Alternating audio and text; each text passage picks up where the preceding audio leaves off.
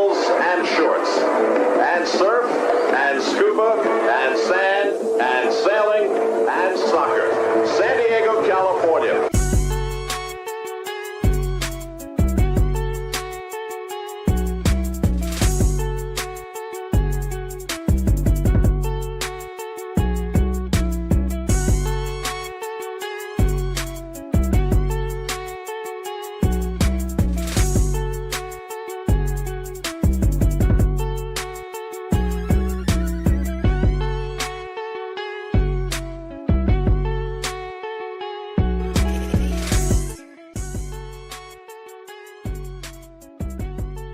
Season's greetings and welcome to Two Balls and a Mic, 303 weeks in a row consecutively, and next week, one night from tonight. Tonight is actually, I do believe, that person's birthday. Oh, that's fun. Belated birthday. 1 week from tonight, San Diego FC will play against the Loons, Minnesota United, in the semifinal, as they're calling it, because there is a final for the Western Championship. NWSL will face at Snapdragon Stadium in its furthest and first playoff appearance in their history. We'll see what they have. We'll talk to Favian Renkel, who is, he's in the MLS verse of things even before NWSL started here. It's one of these people who have been paying attention. Is very plugged in, has done some stuff with league stuff, so we'll get his take on San Diego FC and everything around town. San Diego Wave, their season's been over for a week. Ended. Yep. But we're going to be doing our end of season grades. Absolutely. Who deserves the A+? Who deserves the F-? Camille Ashton. That's somebody who I'm curious to see what Abe is, the GM of San Diego Wave for this last year around. And we're also going to decide with a FIFA game who rides the wave, as you and I tied in points and tied in predictions for San Diego Wave. The FIFA game is going to determine who gets the surf. Yeah, who goes into the dirty, dirty ocean. We have a satellite Potterino. I like that. Potterino with Abe Cepeda. Hi, Abe. Hi, guys. How you doing? Good, Abe man. is not here because he is scared that the Wi-Fi might go out like last week's episode. Hey, Maybe thing the I stayed home. Wi-Fi is plugged into like a PlayStation or something. You gotta no, be careful. legitimately, like we realized that like the heart. So we have Ethernet.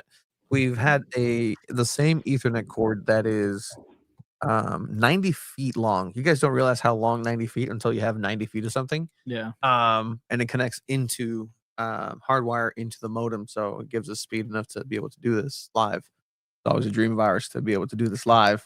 For a while, it was just us recording. Episode 50 was the first one, actually. Wow. Took 50 episodes to upgrade the Wi-Fi. Mm-hmm.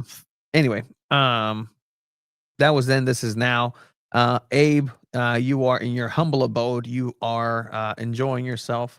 But yeah, it's been a wild ride. We're gonna go ahead and talk with Fabian Renkel as well here about 8:30.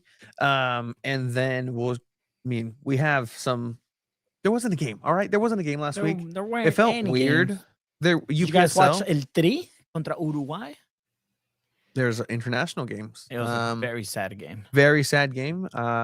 People are not happy. Look, It wasn't sad because Chucky got injured. The U.S. either. men's national team also, got they into a suck fight. too. They got into They a fight. suck too. So I mean, CONCACAF is not going to do well in this upcoming World Cup if this is the best that we're presenting. Would you rather your yeah. team get into a fight or fight with the fans? Both are well, one's a little bit more pathetic than the other, I think. Just in terms of like, well, I can tell you exactly why Mexico did that. And right now, you want me to say it right now? It's because it's the people of Torreon. Torreon is a shit town. They have nothing going for themselves. And the people of Torreon are salty because their starting goalkeeper of Santos didn't start their game, despite being the highest conceding goalkeeper in this season. Okay. So the fans of La Selección were booing the starting goalkeeper, Renkel, who plays for Chivas. And then they yelled the homophobic chant on their own goalkeeper as well. They also started booing all of the players from the Mexican national team. And then the players that play in Europe are like, "Whoa, it sucks that come the back." players. Raul Jimenez come came back out after the home. game saying, "Oh, it sucks that they boo us. They yell that chant on Edson us. Alvarez did too. Like all this." Raul Jimenez baller line was like, "There's a reason they have us play in the U.S. instead." It's true because they make man. dollars. See, I feel like their comments are a little bit more acceptable than the US comments. Like Pulisic's comments seemed a little bit more like cry. They both seem a little bit crybaby, but I think Pulisic's comments are definitely a bit worse than what the Mexicans said this weekend. You mean his Mexicans, comment, okay. just for context for everyone, the comments of like Whoa. him wanting arrest? Yeah. And Yeah, like his dad getting involved and calling out Landon Donovan and all that stuff. Yeah, I mean it's It's a documentary to address it. like used for people like that. So not gonna say it out here. So San Diego FC did not play. They did train. They had a full schedule of those players that remained here in San Diego. They were still training. No media availability. There will be media availability this upcoming week for the upcoming game, obviously. And we'll start here with some goals, gaps, and greats in a second. But that's kind of the lineup that we have coming up. Game on next Monday, one night from today. You and I and Abe need to send an email to San Diego FC reminding them that we're going to go ahead and do this very episode from Snapdragon Stadium. So asking for permission. We got a soft yes, but you got to follow up with that email. Just like in corporate America. That's how it is. Episode 304 will be live at 5 p.m. from Snapdragon Stadium. 5 p.m. To preview the historic conference semifinal between San Diego FC and Minnesota United. Not that any of you are going to be tuning in because you're going to be too busy tailgating and getting faded. And that's a-okay. But if you happen to be with an AirPod in your ear at that tailgate, if you got the aux and turn off the music real quick, hold on, guys. We got to listen to Two Balls in the Micro to hear what they think. That would be pretty baller. Hola, michelada abajo, mija. Mira, algo bueno. Bam. And you just hear do, do, do, do, do, do. You never know who's going to stop by, depending. It looks like the strategic location has been selected. And so you never know who's going to stop by. We just got some pretty good ideas of what can happen in those a lot of people it's like Radio Row in a sense, almost like with the Super Bowl. Like, yeah, you just have like, hey, do you want to talk to Booker T from okay, sure. Hey, you want to talk to the the ShamWow guy? Sure. Hey, you want to talk to LaDainian Tomlin? Oh, sure. Here you go. You never know who's going to stop by. So a lot of people are going to call out that Tuesday. At least a good 3,000 people in San Diego. Yeah. 3,000 sounds like a lot. Out of 30,000, I meant. That's 10%. Like at 10% of the 30,000, I think maybe like 1,000. But are you saying San Diegans are lazy? Because they can't. No, they're working hard individuals who know how to handle it, and they can handle a Monday night football. Okay, I wish. I wish I could call out that Tuesday, but it well, won't happen. Son Heung-min will be tuning into UPSL soccer with San Diego Internacional. Ganaron 6-1. Yeah, no, 6-1. Crazy game because there was like live betting.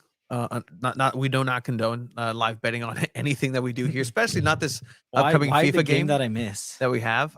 Where somebody bet somebody else 2 Hennessy bottles that there would be a clean sheet, and there wasn't. And that's a good bet. All right, so disrespect on the other. Let's plow through some goals, gaps, and greats, and then we'll go ahead and start lining this up for our guests and talk some San Diego FC and preview a little bit more from this Minnesota team and what's set to be a pretty good match for San Diego if they're able to essentially capitalize, depending on who's going to be on the pitch for them. So with that, let's go ahead and go into goals, gaps, and greats.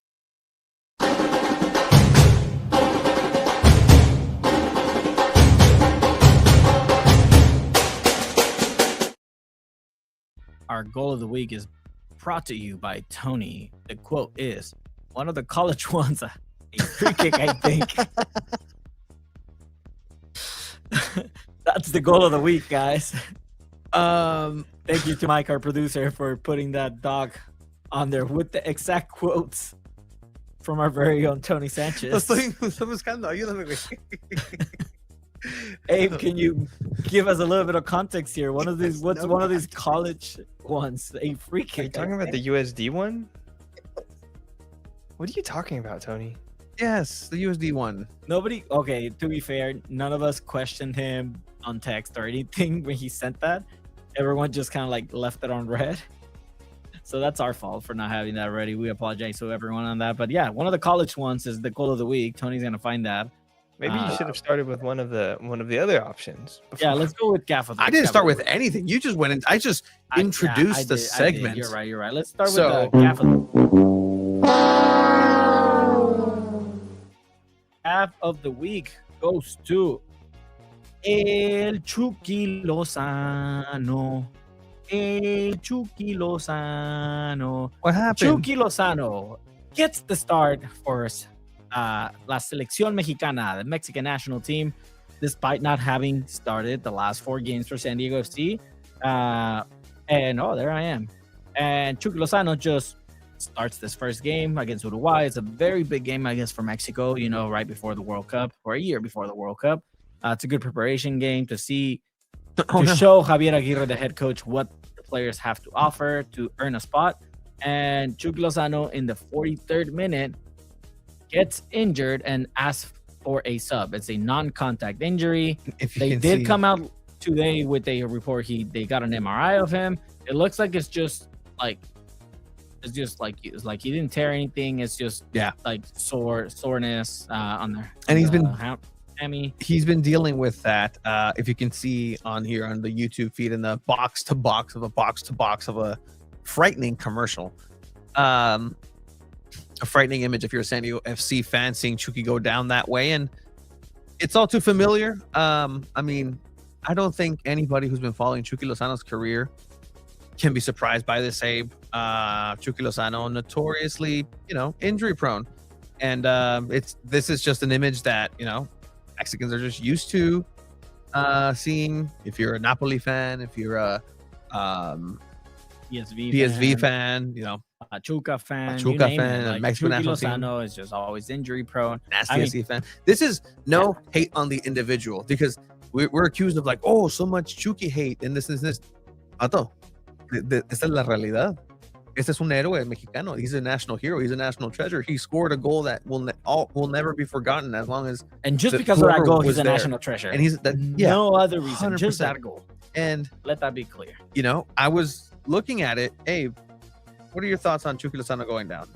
I think it's definitely something we shouldn't be too surprised by. I mean, we saw this in San Diego FC's first home game, and it really was just kind of a introduction to, I think, what we would expect. I mean, that was like one of the first pictures I took from the sideline, and he's grabbing at that same hamstring, same leg, same soft tissue issue. So it's been an issue. It seems like it wasn't really resolved. Maybe it will be resolved with some rest once the season is over, but it seems like something he can either possibly play through or not play through. And then at this point, I think you kind of got to be maybe a little bit grateful that Mikey Varas has been playing this team the way they have, because, I mean, without Chucky Lozano starting, it's not like he was starting. You need him to start for this playoff game. I mean, Pellegrino is going to be right there. It seems like they're were a little bit prepared for this, right? That's exactly what it is. And I mean, kudos to Mikey Varas and crew for being prepared for this exact situation and knowing the intimacy of what needs to happen.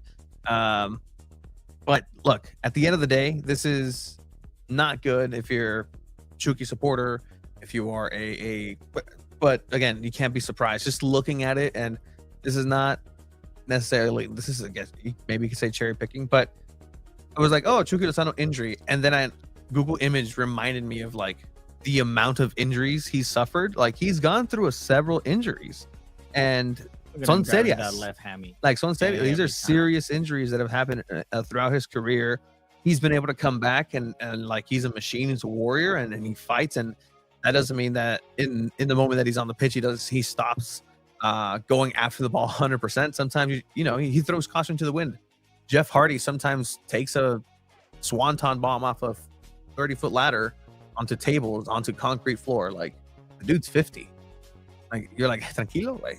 Sometimes when Chucky goes all out, hey, tranquilo, way. Like, this might be the one. What if Chucky pretended to be injured to protect himself and focus on earning a spot back in San Diego, knowing that he has an understanding with El Vasco that he has secured a spot for the World Cup? That's too much conspiracy. That is a lot of things to happen, but let's entertain this. Yeah. What if Chucky pretended, and so now it's like there's a invisible handshake of, yes, you're going to be in the World Cup roster? Because I have a conspiracy about that, actually. I think that because of the complaints about the weather, FIFA's going to be like, okay, cool, we're going to go ahead and have expand your squad so there's more rotation and the players aren't exposed to so many things. That's going to be their solution. That way you bring more stars over, more star power, more money. FIFA. Yeah, like maybe your little sources are getting in you and you're not sharing that, huh? What you got going on, Mr. Credentials? Mr. FIFA approved. That's a good theory to have. I mean, again, the chances of Chucky pretending to be injured on a game where he does have to show what he has to Javier Aguirre, no lo creo. I find it more believable that he actually did get hurt. I can see him taking it as a precaution, like feeling a little bit of something and saying, you know what, let me just stop, because if he gets hurt right now, it's a bad scenario for everyone. Like, he doesn't get a chance to get minutes for SanDiego FC next Monday. More than likely, Javier Aguirre just says, hey, I'm just not going to take you. You're too injury prone, or you're so injured. You're probably going to get injured. You're not going to be playing at the same rhythm that a lot of players. So I don't think he would have put that. He took it as a precaution, saying, I felt it. I think if I keep going, I'll be out longer than I would if I leave right now. Yeah. Yeah. Good on him to know when to pull himself out. But yeah, this is all something we expected. I think we covered most of what the Chucky Lozano experience has been. Yeah. And we'll see. We'll see what this means. There is a chance, he might see minutes. He'll be healthy enough and recovered by Monday. But won't start. Pellegrino's the starter. Pellegrino for sure will be the starter. On this note, honors Dreyer. Also, little under the weather, was replaced. Was kind of taken out of training camp, so he's not going to be with the Danish national team. Maybe give him some time to rest. Yeah, I saw 619 Soccer put on his story that apparently there was like a bug going around with the Danish team. Shout out 609 Soccer, a great page on Instagram. Great stuff on there. Dude, been killing it for years too. Don't want that bug coming back to SanDiego FC. So hope Honor Dreyer gets better. I think they had him quarantined as well. They take it a lot more seriously when they're in national team camp. Yeah. I mean, yeah. Look, it was a physical game, as Gustavo here was saying. You saw Pobrecito Gil Mora. Got the studs, like the 16-year-old kid getting pulled left and right. Yes, we are going to do a FIFA match. Jonas Eidevall versus Jonas Eidevall, wave versus wave, to decide who's going to ride the wave in the Pacific Ocean. Actually, I don't think we said it was the Pacific Ocean. I think we just said ride a wave was the word. But with that, speaking of wave, NWSL, local. Already finding little loopholes in case when you lose. That's funny. This funny. Is going to be a special one. This is not only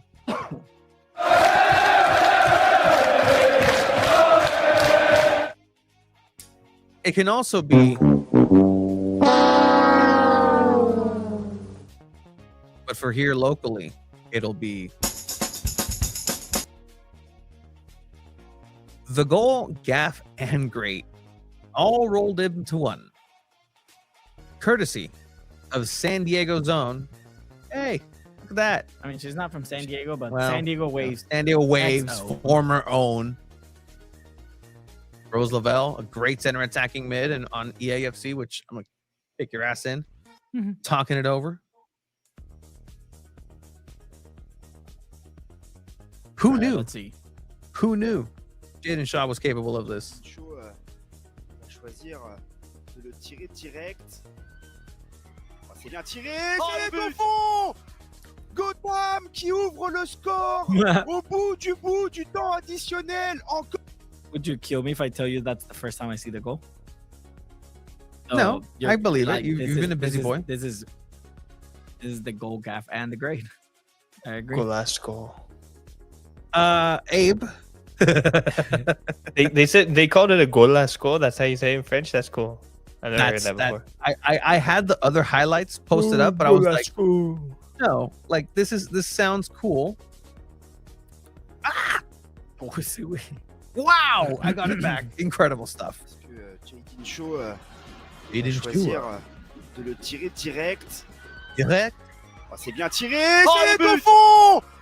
Gotham qui ouvre le score au bout du temps additionnel. Encore une Like, let fois. it go in. Wow. I mean, yeah, for sure. It was a great dummy, I guess. What channel are you watching this on? This Sports in France. That's so we don't get copyrighted. That helps. Maybe. You don't want to Maybe. mess with the mouse. Hey, man. It was on ESPN, Hey. so. you gotta be- NWSL is usually pretty chill on that, but MLS Actually, man. no. They've taken us down once. No, Yeah, but Amazon, MLS is not quiet. Amazon, and you got to be scared of the mouse. Always don't trust the mouse. Oh, gaff and great. Shout Yeah, out to that's- Jaden Shaw for scoring the game-winning goal against Terrible Orlando, goalkeeping. being the 8th seed to go into the NWSL championship match. Painful goalkeeper. Look at this. Jaden Shaw having the sweetest revenge on both San Diego Wave and Like the fact this is the Oh, so game-winning that's- goal in the Carolina. 90s. it's insane, dude.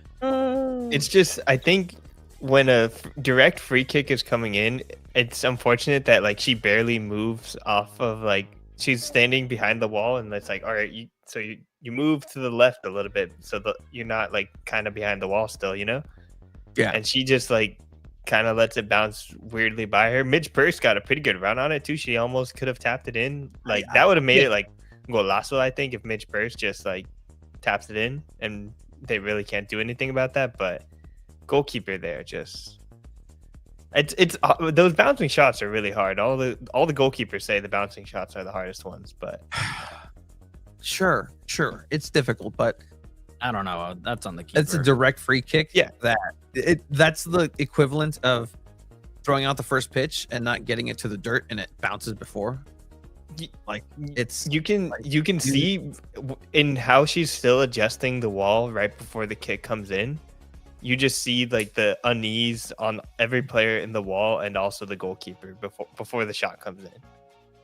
Like she's still adjusting it, and they're all kind of looking back. I think Marta and Jackie O'Vire are like, what are we doing? Like who adjusts their wall from the middle? yeah, she's like, What is that? Yeah. and they're looking back like what? Like they're still looking like Yeah, look, that's Marta looking back saying, "Are you sure? Are about you sure? this?" That's the John Cena. I mean, are you sure about that? No, but then to have the ball go into your near post is the funny part. That's the gaff part. Like, Yeah, it's that's not even crazy. a shot that's like has so much effect. However, it is the goal that eventually is enough to take Gotham to the NWSL championship. NWSL championship in San Jose. the first number 8 seed to advance to the NWSL championship. That's crazy. Yes, Wave played too good. I think the 8 seed has only been a thing for like 2 years. So So they're the first seed in the first time an 8 seed goes to the NWSL championship. yeah, but it's That's correct. big deal for Juan Carlos Amaros. Big deal for Gotham FC. I think a lot of us kind of maybe wrote them off at some point this season, but you look at the talent on that team. It's hard to count them out. And then they got Jaden Shaw for like pretty good steal. Not a- Pennies. I mean, I think they paid a bit more than Wave sold her for, but North Carolina really messed up there, not keeping her happy and not completely building the team around her. By the end of her time there, she was subbing on later in games, and that just makes no sense because she has unreal talent, able to make shots like this. Just Not great Yeah, but on no- on San Diego for Sorry, Gabe. Now it's just a moment, a question of when is Shot not going to be happy at Gotham and then go to another team? Wait, she signed an extension already. She loves Okay. it there. Okay. She and loves how much she loves it there and hates San Diego. She's gonna destroy San Diego every chance she gets. Every time she gets. Yeah, I think the North Carolina issue, she didn't really even request out. They kind of realized that she wasn't a fit there. So, but she'll stay at Gotham until I think probably she's like 20, 23 or 22, and then she'll end up in England. Yeah, I can see that happening. All right. Well, we also have an additional great of the week on here as well. Great of the week goes to Southwestern College women's team, champions of the region. Not only that, our pal and are my former coach and former guest of the pod, Carolina Soto, getting coach of the year as well. I know USD also went all the way in their subsequent competition, so champion. So a lot of accolades for In the San national Diego. tournament now. Mm-hmm. I think they play Sunday. Not sure if that game is at home, but I know they play the NCAA tournament on Sunday. They already answered this, right? Why did they let Jaden Shaw go? She requested. She wanted to leave. She wanted out, They man. didn't want to be here. See That ya. was dating back to Casey Stoney being in San Diego. So it's been a while since she's wanted to leave. Been a while. All right. So that has been goals, gaps, and greats for right now.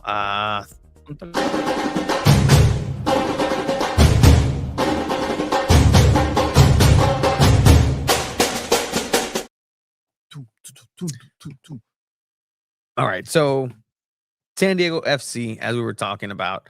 By the way, I know Wait, no cool goals happened at Inter?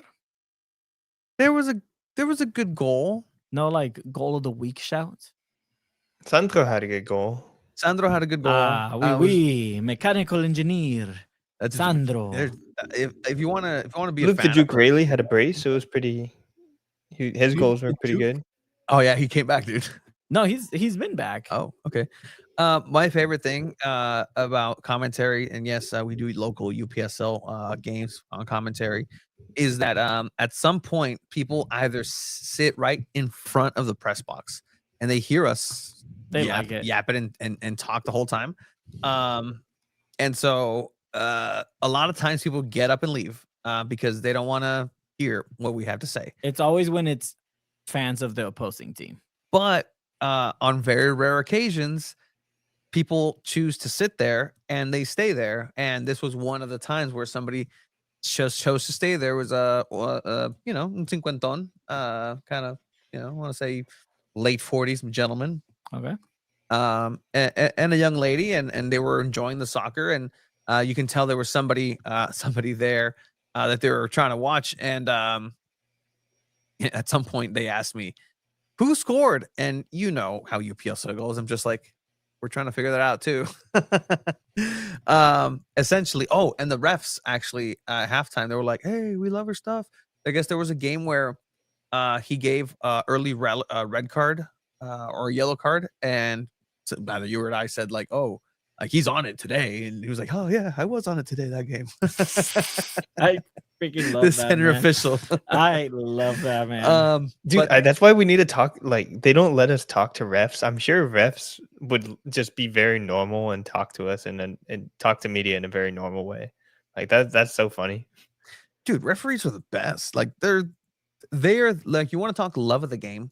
Like I'm gonna make sure that a game happens in an official capacity and nobody gets hurt, and let's all have fun. By the way, if anybody would like to volunteer to be a referee this Friday for a middle school soccer scrimmage game, hit me up. Let me know. Okay, you heard it here, Abe. What time?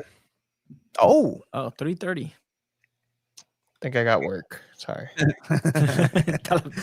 A long story short, I get us. No, back just UPSL game, and there was a substitute, number 5, Kevin Capas. Wow, look at that camera work. Oh no, dude, like no, because he was actually capturing the hooliganism at Mission Bay High School. Just Hooliganism. it's unfortunate. The game has there's not enough security Game's gone. at these matches. What happened? Yeah, just that was just two camisetas, wet shirts coming together. We will have 2 substitutions for SD Internacional. That's 300% just violence. No, Did you qué see that? pedo. I'm glad that everybody at home was that you panned away so fast, Abe, because there's no room in soccer The for one game that there's finally like families kids to volunteer for being to be ball boys and ball girls, like to help and not have players have to run to get the ball. What a wasted opportunity. It's terrible. Anyway, so our boy Kevin Capas decides to go ahead and do a bicycle kick that was nowhere near the ball. Like he just up and fell and hurt himself. Not like but like you can tell. Like Chucky hurt. Yeah. Turns out the young lady was his girlfriend. And the old guy was like, "Oh, I liked what you guys had to say, this, and this." Were you guys kind of clowning on him a little bit? No, we did, because we're like, good. Why would he try that? And then as soon as she said, "Oh, that was my boyfriend," I was like, that's why he tried that. Yeah, that's why he tried it. That's why they tried a midair 360 Shaolin soccer bicycle kick. All right. So let's go ahead and bring it back to San Diego FC. We're gonna go ahead and have our guests up here because again, biggest game in San Diego FC history this Monday at Snapdragon Stadium. Minnesota United coming back against San Diego FC, and we're gonna go ahead and get into some San Diego FC.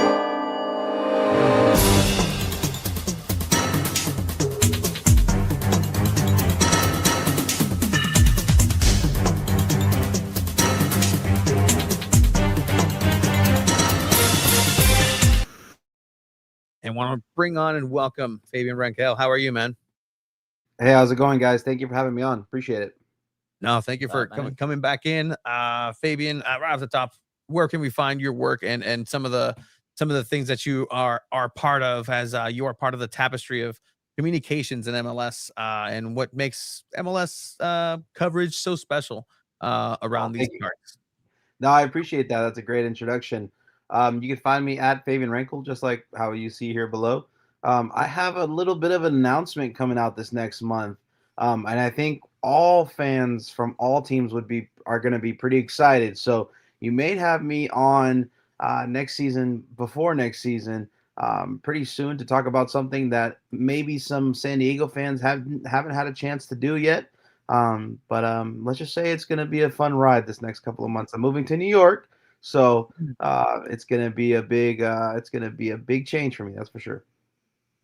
Yeah, from California to New York, for those of you that aren't privy, NorCal, which Nueva York kind of isn't California right before sometimes. the World Cup. Sorry. Interesting. Como dice el Chicharito, interesante. Yeah. So San Diego FC, last time we talked, it was like building stages of San Diego FC, and will they, won't they, what are they? Well, they've shown MLS what they are. From your vantage point, just kind of also having an eye on the league in general, what's it been like just seeing this team in San Diego just unfurl itself, and what have you experienced in that?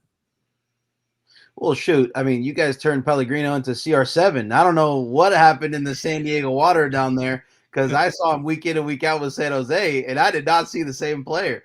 You guys have made the most out of the guys you brought in. Mike Ibarra deserves a shout. I mean, dealing with the whole Chucky saga and still getting the production he's getting is very impressive. The word around town is that Anders Dreyer is a bit of a hothead, and I think we saw that in League's Cup. People can get under his skin, and Mikey's been able to kind of keep everybody pretty cool in these playoffs, and keep kind of. I'm really shocked how this locker room is as cohesive and as calm and collected as all the drama that has been coming into San Diego.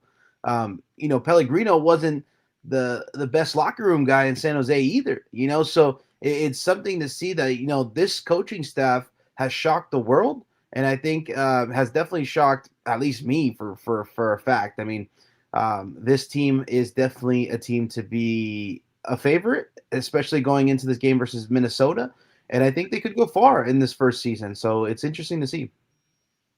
I think something that Mikey Vadas, without a doubt, has done is, like you said, keep that locker room like together, right? And I mean, it's easier when you're actually winning games and just proving everybody wrong. But I think something that works a lot is just the right to dream style aspect of San Diego FC, right? Like the players are so bought into the system that it's clearly working. And I think that helps a lot in keeping that locker room together. I think players understand too that, hey, if you really mess around, you're going to find out and you're just not going to get played or like called up for a team or to play in every weekend. So I think that's something that's really cool. And I agree with you. And I mean, I don't know if you guys have anything else to say. I mean, we've been watching San Diego FC all season. What I've heard is that MLS players, MLS teams don't like SDFC because of that, because it was a blueprint team that came in and they already had this international network. I'm not sure if you've heard that around town, and the fact that they can actually scout in 2 different countries, the only team in MLS that is allowed to do that because of the location of their offices and training grounds and stadia and whatnot. What I've heard is maybe it's a little bit of jealousy that, San Diego's been able to do this in their first season, like really hit the ground running. I mean, St. Louis did it well, but I feel like San Diego has done it better. And it's almost like it was not doomed to fail, but it was definitely shocking when it was one of the best teams in MLS. And I think a lot of the hate that San Diego gets comes from jealousy.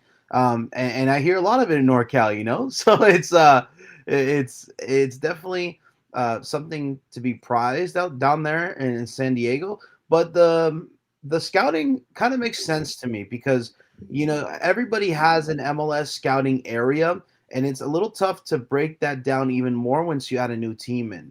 I know for a fact that San Jose has a crazy space to kind of scout. And you even get into like Real Salt Lake or San Jose, like what's Nevada territory, right? So it's interesting that that's kind of the talk around town, because it almost would make sense why you would allow them to kind of scout in Mexico as well, as along with the United States, because you have both LA teams. Like how do you split all that Southern California space? But hey, seeing all the talk around town, around the MLS fans and podcasts, you guys might be part of the South or rivals with Texas pretty soon. So maybe we could divvy up that space even a little bit more. So yeah, I saw that the new divisions that's going to happen with the schedule change, and there's a division that's something's going to give, like a California team or a Western team is going to go somewhere to either to Canada, or the Texan teams will fight against the Southern California teams, which would be very, very interesting. I feel. Have you seen that, Abe? Yeah, I have seen that. I was curious what Favian thought of the whole new schedule change. I think it's a pretty big step in MLS history, and it's kind of like been expected, but I'm honestly surprised it took them this long. But it's gonna really change the league, I think. So I'm gonna say this, since we're on a San Diego podcast and show, and San Diego has the best weather in the world. Who cares what time we have to play soccer? No, but no, my heart goes to all the people in winter stadiums, because it's going to be tough. But the overlap, as you can see, some infographics came out. The overlap's actually not too crazy. So, for example, you're going to still have games that are played at the same times. You're going to get your playoffs kind of like swapped, and then you're going to get your MLS Cup final at a time where I think it's going to land a little bit more with fans, because right now you have your MLS Cup final in December. You're fighting with the holidays. You're fighting with Post Malone playing for the Thanksgiving. You're fighting with a lot of things when you're coming to MLS Cup final, and the numbers with Fox and LA Galaxy last year with the Red Bulls. I mean, I think it was like 200K watching that final on linear. That had to be eye-opening for MLS. And I've been covering MLS for quite a lot now, or quite a lot of years. And I kind of just, it's had to happen. I was sick and tired of all the GMs saying, well, we can't bring a guy in the summer because they're going to charge us a premium. And then this is me being a San Jose guy. And then they bring in a guy in the winter, and then, he doesn't have enough time to gel, so this whole season's a wash, So I was tired of that. And I'm happy that just for the teams that have a harder time bringing transfers in, you're going to be getting a massive discount, because you're going to be buying guys at a time where a lot of teams are buying, and you don't have to pay for a premium because they're in the middle of the season. And I think that alone is going to be a huge help for recruiting talent. It's going to be a huge help for getting guys like, let's say, Anders. You maybe don't pay at such a premium, or guys that are maybe not the Suns, maybe not the Messis or the Suarez's, but maybe that second tier superstar that you can get at a better premium instead of paying a crazy high cost where you have this high crazy DP tag on them, and then the expectation's crazy from the start, and ultimately they fail. So I don't see this as a bad thing for MLS fans who watch on the TV, because you're going to be in your perfect house with the beautiful kind of heat. You don't have to worry about snow. But man, I feel bad for Minnesota. But MLS actually said that they're going to have more away games then, so I don't have a problem with that either. I'm sick and tired of playing during international breaks too. Like, if we're going to be a real league, we can't be playing games when our best players are gone. I mean, imagine selling that to like some guys that play for the South Korean team. Yeah, MLS is great, but your team still plays while you're not there. Like, what? That's wild to me. And for example, I thought maybe some MLS awards could have went the other way if there wasn't international breaks. And Messi kind of had that had a advantage compared to Bouanga and Son. So yeah, it's interesting. I think it's for the better. Yes, if you're a paying fan that goes to sit in the stands, yes, it's going to be worse. But if your team's winning, I don't think you really care about the weather, to be honest. Not only that, just to add a little bit to that, right? I think it adds pressure to the Mexican Soccer Federation. Yeah. Mex. Like, they're so comfortable with their two short tournaments every season that MLS kept doing the same thing for years. Now that they're adapting to everywhere else, it's going to add a little bit of pressure to them, especially because now how are you going to schedule Leagues Cup games? How are you going to schedule those CONCACAF Champions games? So it's going to be interesting to see what Mexico responds to them. Speaking of, CONCACAF Champions is one of those competitions that SanDiego.FC is now going to be a part of. Like, then that landscape, Fabian, like, is this how big time is this in terms of SanDiego.FC and their involvement? Because again, Leagues Cup didn't move a needle like it hardly ever does anywhere else. But San Diego responded as San Diego does, just like, all right, Leagues Cup. Ooh, that one hurts working for Leagues Cup. No, Mexican teams need to try. All right, that we need to do this. All right, we need. Club America needs to get booed off the field when they lose at Dignity Health Sports Park. That's the honest truth. All right. No, I truly think there's nothing bigger in North America than CONCACAF Champions. I mean, this is the tournament that you want to be in. I hate to bring up San Jose, but they still talk about the times they played Tijuana in the CONCACAF Champions League in 2013. Dang. So it is where memories are made. It is where legends are made for this club, for lineups to be remembered. I think CONCACAF Champions is something that will resonate in this club. And I think now, unfortunately, not this next season, but the next season, 2027, a lot more teams will be ready for that because of the schedule change. It was always a disadvantage for MLS clubs going into this kind of cold in a preseason run. And it's always been that boogeyman for MLS teams. So if San Diego can be one of those clubs to lift it at the end of it, man, what a way to make your debut, over 2 seasons, right? So it'd be crazy. CONCACAF over UCL, I agree with you, but I'm a sicko for North American soccer. Who needs Dembele when you have Dreyer? You know what I'm saying? Like, come on now. Of course. Love that comparison. Yeah, no, and look, I think even going back to that Leagues Cup thing, like, this all fosters competition. Diamonds sharpen diamonds, and I think this is going to force better competition at the end of the day. And I really hope that this begets better soccer in this region. And 2026 is going to be an eye opener for both Mexico and the U.S. and just global standings of like, nope, this is how you're gonna perform in front of your local fans. And judging by what's been happening, just the blaming and crying of Mexican teams, and also the Mexican players after the TSM game, and then brawling by the U.S. men's national team. Like, CONCACAF on the national level scares me. It frightens me for the future. I weep for it. Do you get in the weeds for that, Fabian? I don't think it should scare you guys. I think MLS has shown that they can compete with Liga MX. Yes, it's tough to go into Mexico and win games. Even Messi hasn't been able to do that, right? But Vancouver's done it. There's been teams that haven't been those superstar teams that you would expect to go all the way. Unfortunately, the boogeyman is still this championship, and unfortunately, this is my thought about this, but MLS needs to be embarrassed in this tournament a little bit more for MLS to change the roster rules. Again, Liga MX teams have like 12 to 15 DPs if you want to compare salaries. Mm-hmm.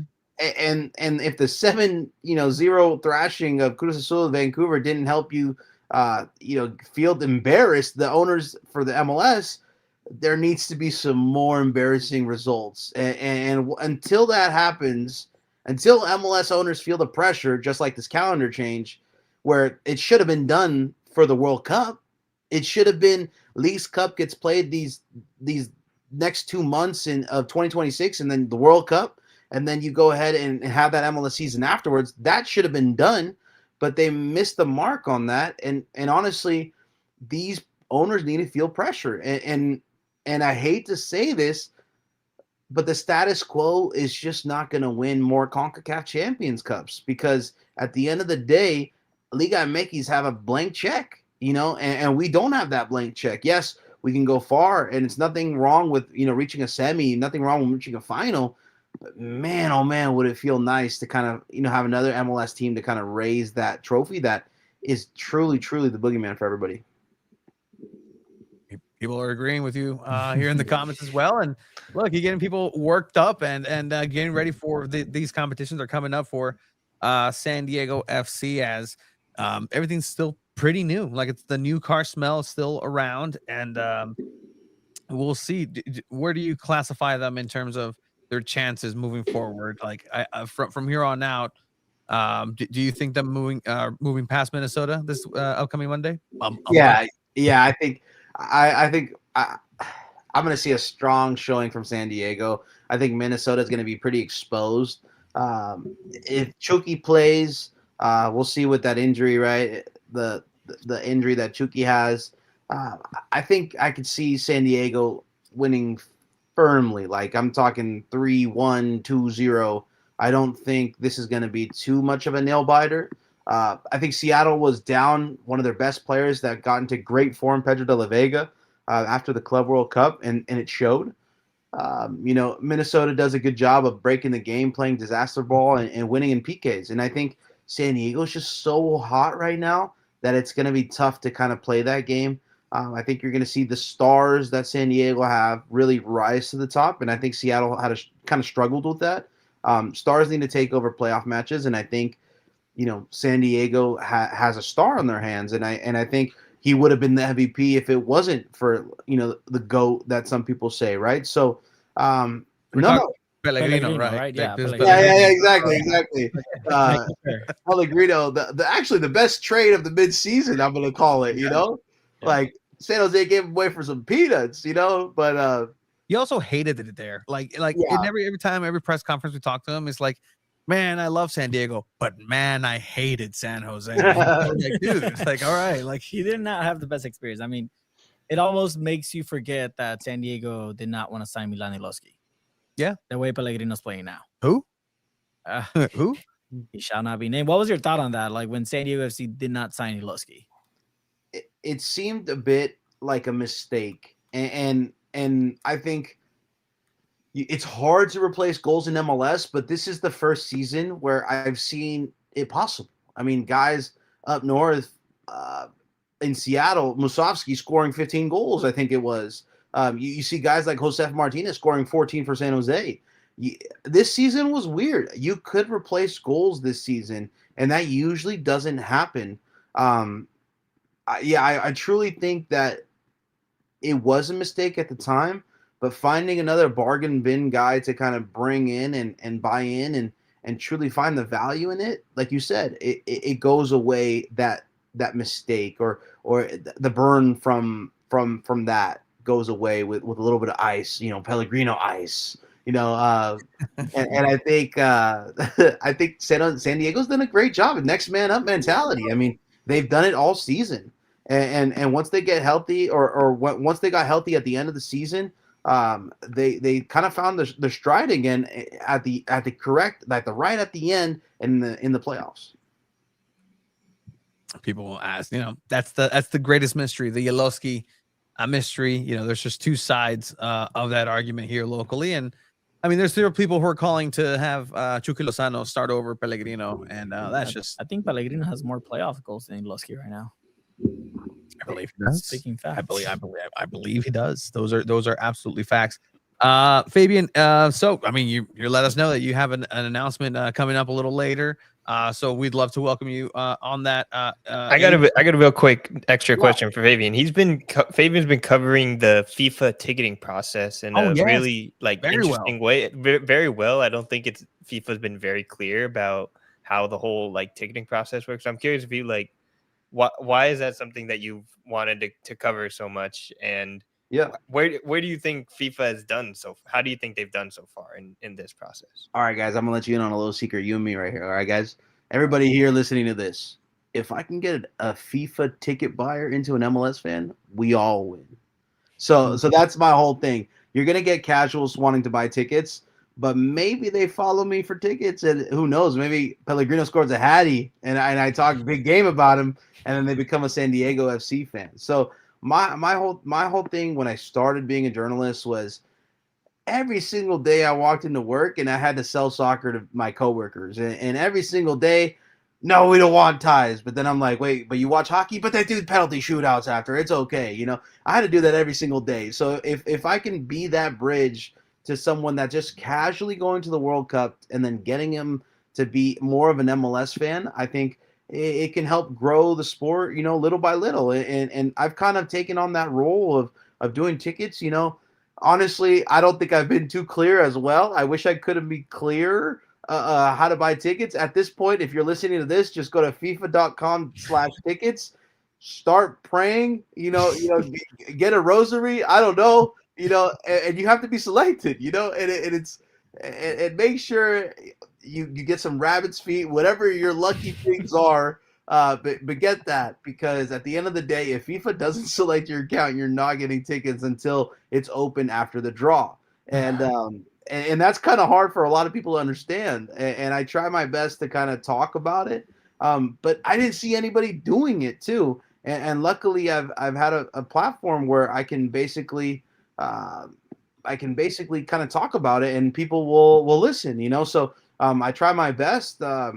I try to contact FIFA officials too to kind of get some clarification for you guys, and that helps me too. Kind of learn. Everyone asks, that I know personally, always ask me if I can get them free tickets, and I'm like, I haven't even got selected, So I really can't do anything for you. Just start praying, It's I don't know, man. I'm there with you. If we can get one person in, just a regular person, I'm convinced they're been allocated all of it. I think about that guy that held the World Cup in Brazil. How would that guy, obviously he's passed now, but un viejito, an older dude, is trying and has gone to every World Cup to navigate these things. It's just impossible, let alone somebody who has all the access and knows how to navigate these things. It's still near darn impossible. Damn, how does Caramelo always get in? Mexico. He must know someone. He probably does. Fabian, I can tell you this. Yes. I know some people in FIFA. I haven't gotten a link yet. So it's definitely, you have to be able to just pray that you're going to be chosen. Yeah, we always get that question too. Oh, you have tickets? It's like, I hope I get tickets. Yeah. They always, that question always comes to me too, and it's just I don't know, man. But if you want to watch, San Diego's most important match of all time, I can help you get those. Yeah, absolutely. Well, it's sold out here at Snapdragon Stadium for this upcoming match. All Monday night too, which is kind of crazy. Yeah, Monday night soccer, nothing better. All right, none of that Monday night football stuff. All right. Well, we have the important football that couldn't be moved in that weekend because San Diego State's college football plays on Saturday. Because of the field, I if I'm not mistaken, like they need a day to recover. Right. Yeah. And it's gonna receive a beating for sure. So that's gonna be interesting. And hey, when the schedule changes, that's something that SanDiego will not have to worry about is sharing that, because by the time SanDiego State football season ends, it's halfway through the season, and then there's nothing else other than Shakira concerts and Coldplay. So that's fine. What I got from you guys today is that San Diego Mexican food might be better than San Jose's, but don't tell anybody here I said that, because Pellegrino said it, that he loves San Diego way better. So I mean, I probably will never ever eat like San Jose Mexican food, but I know for a fact that San Diego Mexican food is better than San Jose Mexican. What is San Jose Mexican food? I would say there's a lot of Oaxacans in San Jose. Okay, you're starting good. Yeah. In where I'm from, it's like 20 minutes above San Jose. It's Redwood City. And we're called Little Michigan, where we have Michoacan, so we have a lot of carnitas over here. Even the Mexican president shouted us out for having the best carnitas in the world. But the Mexican president? Yeah. It's a weird clip that went around by personal friends, just a random shout out. I live in a small little suburb above San Jose in the middle of the Bay Area, and we have the best carnitas in the world. So she's not a popular person right now, so I don't know if we want to be agreeing with her altogether. But hey, look, carnitas son carnitas. Okay, all right. What's your taco game look like? My taco meat? I know you guys want me to say something like suadero, but I'm not a real down guy like that. I think some regular carne asada, I can't lengua. I can do lengua sometimes, but I can't. I'm only doing one. I'm a big guy. I gotta do at least 3 asada, maybe 1 lengua. And if I'm feeling frisky, maybe a carnitas. We'll bring your passport, and I'll go ahead and just take it down to TJ. That's just right. What are we doing? Let's stop playing here. Honestly, there's big guys who've offered me that before, and I've always said, you know what, maybe one day. Oh, here's another big guy asking you as well. Take it to the motherland. Go watch a Cholos game. Fabian, thank you once again. Let everybody know where they can go ahead and find you and follow what you cover here for soccer and MLS and all the wonderful work that you do. Yeah, thank you. You can follow me at FabianRenkel.com at Fabian Renkel on X.com. And then I'm on Threads. I don't know if anybody here is on Threads. Sometimes those Threads things pop off. So you can find me at Threads as well at I am Fabian Renkel.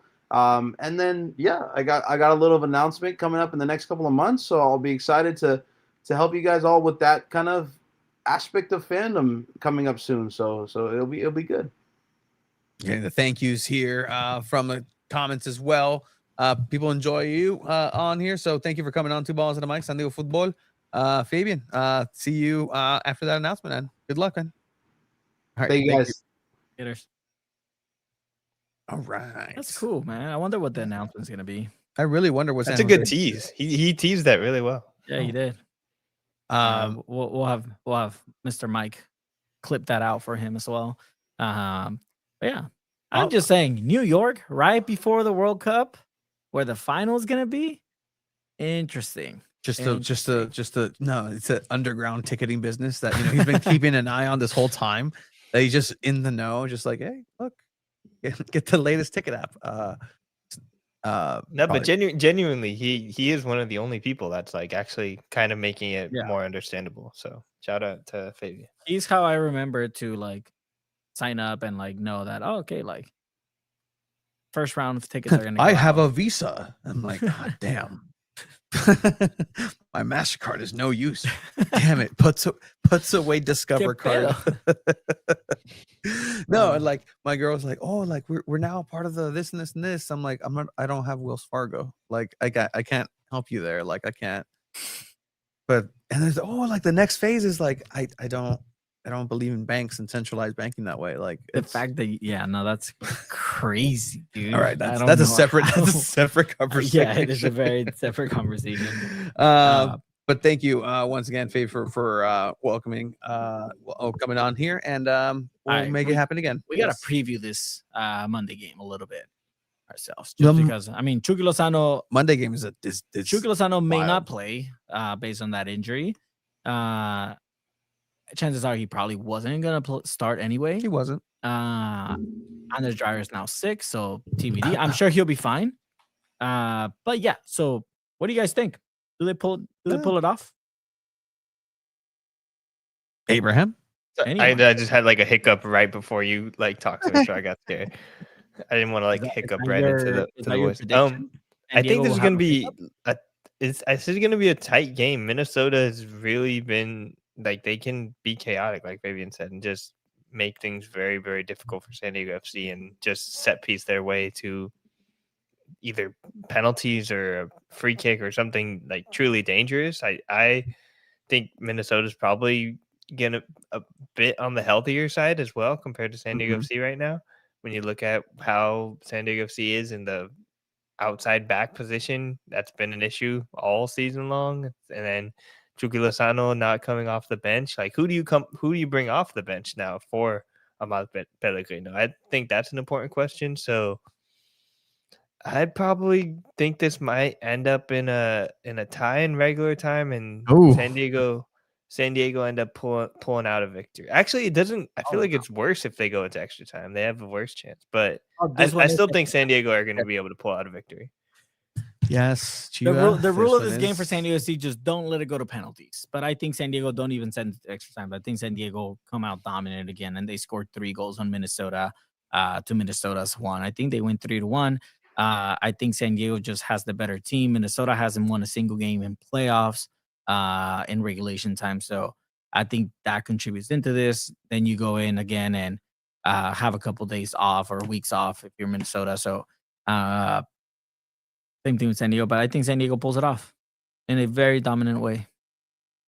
You've predicted that a couple times. Supposedly, legend has it that you actually predicted a 4-0 in that third game. I tried going back. I think I said like I could see it being like a 4-1, 4-0 game. Yeah, but I don't think my official prediction was that. I tried going back and finding the clip from that episode. So what you're saying is another dominant performance, of that same caliber or a little less is dominant to 2-0 victory for San Diego. I think a 2-0 victory is also a very dominant win. And I think it'll be very interesting. I think they'll have a harder time against either Vancouver or LAFC. And I think they kind of like cruise by Minnesota. Abe looking at a 2-1, Abe? Okay. Yeah, 2-1 in favor of San Diego. So San Diego goes forward. In extra time. Yeah, in extra time. Well, I hate to be the bearer of bad news, guys. Woohoo! Minnesota United is designed, it's built, it is created. It's the complete complement, the yin to the yang of San Diego FC and their play style. They have figured out how to go ahead and be patient and not play with the ball. Last time they played against San Diego FC, they've been perfecting that same way that they've been playing against the rest of the competition, and it's been working. It is ugly. It is disgusting to watch some of these tactics work so well, just from an entertainment standpoint. Like, I don't want the ball. No, you take it. I don't need it. I just have this guy that just can laser a pinpoint with pinpoint accuracy, a long throw in, and anything that's a throw in or a set piece ball is automatically a dangerous chance to score on you. And I think that's going to happen for Minnesota United. They're going to go ahead and stretch this team and the limitations and the patience of San Diego FC. They're going to be strong. Dane St. Clair is somebody who San Diego fans must remember because that is the best goalkeeping performance of Snapdragon Stadium this season is Dane St. Clair against San Diego FC. And San Diego's going to have a tough time being able to really be creative and just break through this tough line. So Minnesota United will lose against San Diego FC 3-1. San Diego FC wins. Gotcha. Wow. All right. Not where what a twist. What a twist. Oh my gosh. Oh my God. Tony predicted a San Diego FC win after saying everything Minnesota's going to do right. I think San Diego because they're going to figure it out. That's the thing. Like they're going to figure it out. Some key factors. Go ahead, Abe. Sorry. Yeah, I think Minnesota, like all those points that you made are very valid. And it's why I think a lot of us shouldn't be too surprised if Minnesota makes this game like really, really tough for San Diego and Minnesota end up coming out on top just because of how close these MLS teams are, Minnesota's actually performed well against San Diego. So I don't think it should surprise anyone if Minnesota maybe get a goal early on from the set piece and maybe take the crowd out of it a little bit. It might be a little bit cold out there on the Monday night. So it's very possible that Minnesota can take this game. Yes, I mean, yeah, it's possible. Anything can happen. Soccer and was that the goal? No, Oh, it was. it was a free kick. I think he found it. But anyways, yeah, I think we all kind of agree still that San Diego's gonna win on Monday. 3-2 says Philippe. 3-0 by Playback. It's strong. Playback consumes a lot of local soccer. He was with us for something. He said you guys got him a little tipsy. Were you guys playing like a little drinking game? He was. It was like take a shot every time Tony said something. What did you have to say? It was what was Oh it? no, Sana Colita Rana. Oh, Sana Colita Rana, because like it was cold out there and there was a lot of just remates y rebotes, like Sobate came out twice, I think. Se vale sobar. Sana Colita de Rana. So si no cenas hoy, cenarás mañana. Keep it going, keep it drinking. So we've said it like 3 times. Still playing. That's called having a problem. So 1-0 San Diego FC win. Esteban. Okay, all right. San Diego FC victories throughout. It'll be interesting. It'll be interesting. Mm-hmm. This has been a ride. Mikey Varas has played this perfectly. I don't think this could be the last time we see San Diego FC play until February. And if it is, then it is. And they had a great season, and they've deserved every accolade and every comparison that they've received. 2-1 says Paul. Check us out later on SanDiego.Futbol. We're gonna have media coverage on Thursday. From training grounds, we'll talk to Mikey Varas and select players that they'll let us know a day before. There was a chance it was going to be on Saturday. That was crazy. Yeah, I thought since Abe texted back like Saturday that you were going to email Saturday, but that's okay. Thursday works for me. Fine. Thursday's fine. I just don't like it because it's too far away from the game. Still. A lot can happen from Friday, Saturday.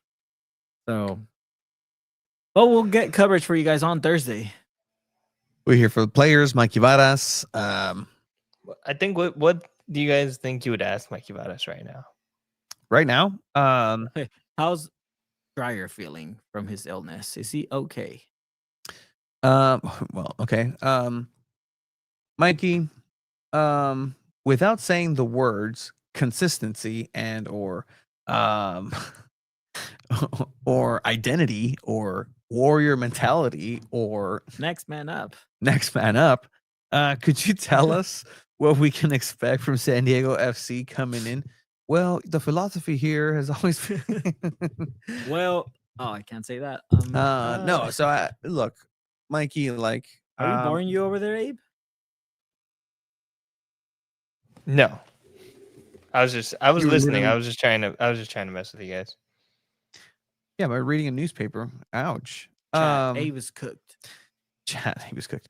No, but I'd ask him again, like where's the confidence level and what have you been able to maintain a consistency with the players that are here, and work on that recovery aspect, or how much of the recovery aspect and sharpening of a high octane training has it been since the national team players are gone? Chucky. I kind of want to ask if it was a good thing, or in his opinion, to have a good like a long week break before semifinals, or if he would have preferred if there was no kind of like international break. Granted, he can't control that, but in a perfect world, would it be better to just have that game happen over the weekend? Well, it's always an honor to have players called to the national team, and we love without saying all that too. Without saying all that, interesting time. See who we get to. I wish I asked this at the last media availability, but I wonder how they react to like penalty kicks, or if they prefer it to be like as loud as possible for when they're kicking a penalty kick, or if they prefer the stadium to like chill out a little bit. That's a good question. And you know what? If some players want the like energy, and then some players are like, let's chill out. Like, Yeah. like when you're taking a field goal kick, usually the home team stays quiet, right? Mhm. But then the other team, it's like, all right, everyone get loud and get crazy. Like, so I wonder where San Diego FC players stand on all that. Ask him if Emma Boateng starts if Anders is still sick. Philippe, let me just tell you, Emma Boateng does not get a single minute the semifinal, man. Like, I will say that right now. Like, He could be on the roster. yeah, but he's not gonna get a minute. He's not gonna get a minute. Alex might think about the subs. It'd be Alex Mighton. Let's say Anders Dreyer has to come off. Marcus and Varson. But that's for Corey Baird in the 9. So no, but Mikey's going all out from this situation. You still have Vasquez that can play on the who? wing. David Vasquez. Bro. Last time we saw him was in a friendly along with Tomas Angel. Okay, you still have Tomas Angel. Imagine if Tomas Angel comes out. The roster. Imagine if Tomas Angel takes the first penalty kick. Scores in the 96th the game-winning goal. A la Jaden Shaw. And out of nowhere, Andres Reyes storms the field, like just like Seth Rollins, and like gets rid of his crutches and just runs, picks up Tomas Angel, and like points at every single fan that doubted. Like, you doubted us. You doubted. Just a heel turn. You doubted us. I believe that's Mr. Gilmore's. Yeah. That'd be interesting. All right. San Diego FC. Anything else, San Diego FC, guys? Not for right now. Sorry, chat. There was no soccer for San Diego that happened this weekend. Professional teams. National teams are professional. But that's San Diego. Bro. There was the college games happened this weekend. There's UPSL. That's semi-professional, right? It is. It's amateur, technically considered amateur. Yeah, no, 100%. In the eyes of US Open Cup, it's amateur soccer. Mm-hmm. But we have a team in San Diego that's in the Lamar Hunt Open Cup. Probably, maybe, hopefully, if they can be a local Laguna United. All right, let's go ahead and change gears now to the other local team that, well, unfortunately, they had their season ended, clearing the last weekend for everybody. Already. They are very much in Cancun or transitioning over into Cancun. San Diego Wave.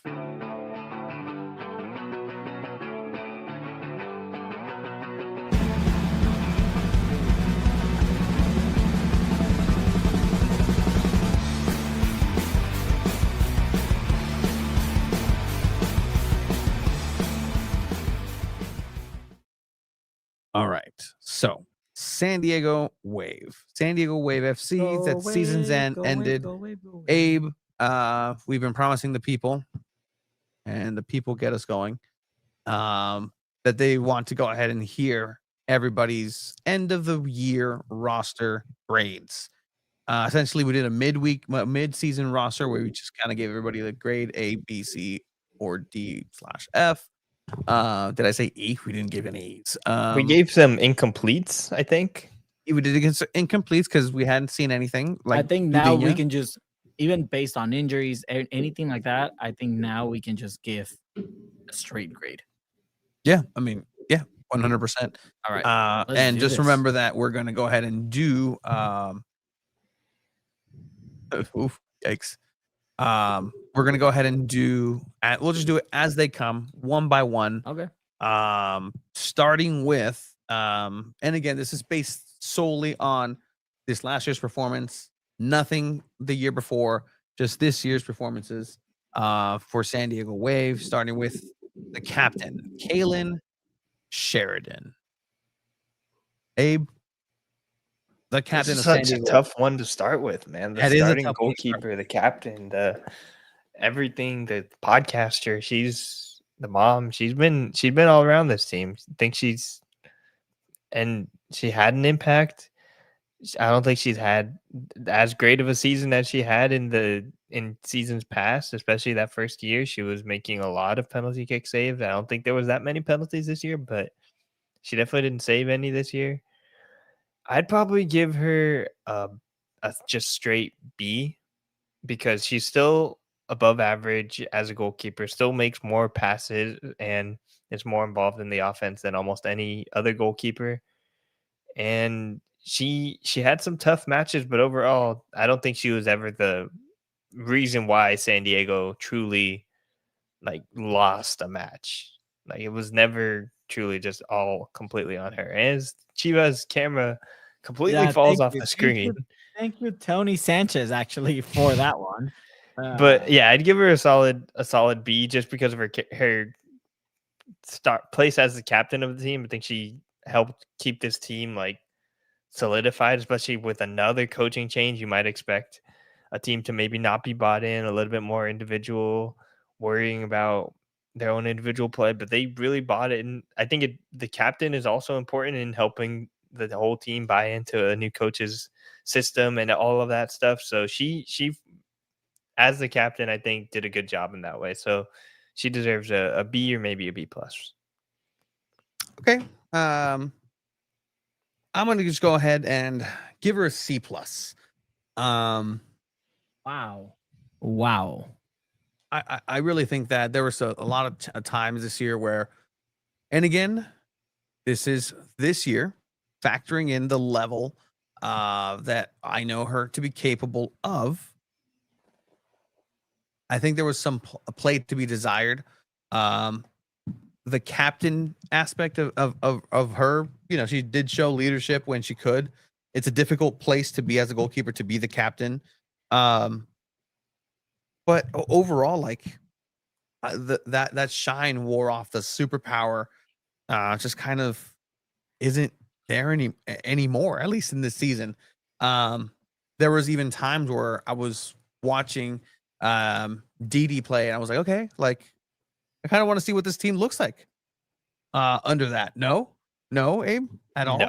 No, Didi was fine in her performances, but with the ball at her feet, she looked a lot less comfortable than Kaylin Sheridan did. And I think you could kind of tell the defense needed a little bit more directing when Didi was on the pitch. And maybe that's just because she wasn't playing that much this season, but I definitely don't have there's not a goalkeeper battle, at least for now, for Kaylin Sheridan. I think she still has earned that top spot. Kaylin Sheridan gets a B minus for me because although she is comfortable playing with her feet, she does have very poor delivery with her passing. And I think it's gotten worse since she joined Wave. So as Tony may or may not knock out my camera again, guys, just a heads up. Yeah, Abe, I give her a B minus just because of that. I still think she's a great shot stopper. She makes all right decisions for the most part, but her delivery has kind of like slacked for me. So, which is why I go with a B minus. Yeah, that's fair. I need the mouse because Tony. All right, let's just go to the second goalkeeper. How about that? Let's just call next goalkeeper Didi Hericic. Let's go with Didi Hericic. She had 2 matches this season, I believe, right? It was 2 games when Kaylin Sheridan was away for maternity leave. Was one a clean sheet?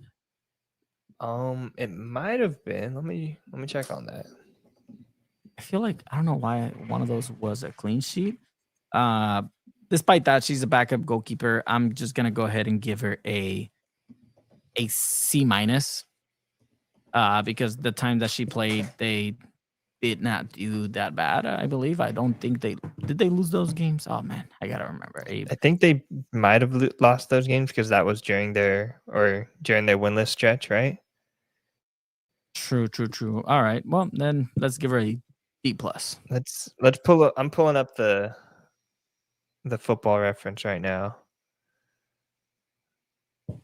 Tony, Didi had it, but I'd probably stick with like C plus or C. C minus. Nothing didn't like. I can't. Mm-hmm. A fail. I think I wouldn't like give her a failing grade. A failing grade is like, oh, she blew those 2 games that she played. I don't think that's what happened at all. These passing. It is technically. Yeah. Okay. So I mean, she did her job as a backup goalkeeper. Good job. Yep. 100%. Cool. All right. Let's go next in line. So Caitlin Sheridan. on the website, we have Trinity Armstrong up next. Trinity Armstrong. I'll start. Go for it. Trinity I will give Trinity Armstrong a solid B, almost a B plus. I think she, as a rookie, the amount of different ways that San Diego Wave used her was impressive. She's still only 17, which is insane, the level she was playing. But I think she made a lot of mistakes on the defensive end. She got taken advantage of on certain one-on-ones situations that ended up costing Wave some important goals. But she also had very important goals in the attacking end, something that Naomi Girma never had with Wave. So I'm going to give her a solid B. Proof. Did she deserve a B? I think for what she was able to accomplish, I can see why you would give her a B. But I'll stick with a C plus.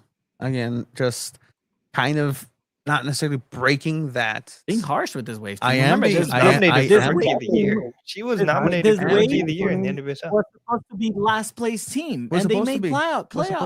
Was supposed to be.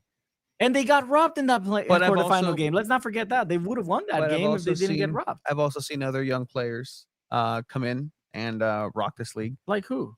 I've also seen young players on Wave have similar bright spots, Kimi Escaño, at time where it kind of faded a little bit. So I think the consistency aspect is one thing where I'm just looking at it from the contributions in her position. Sure, nominated for Rookie of the Year. But C plus isn't bad. Like, C plus is a 79%, 78% out of 100.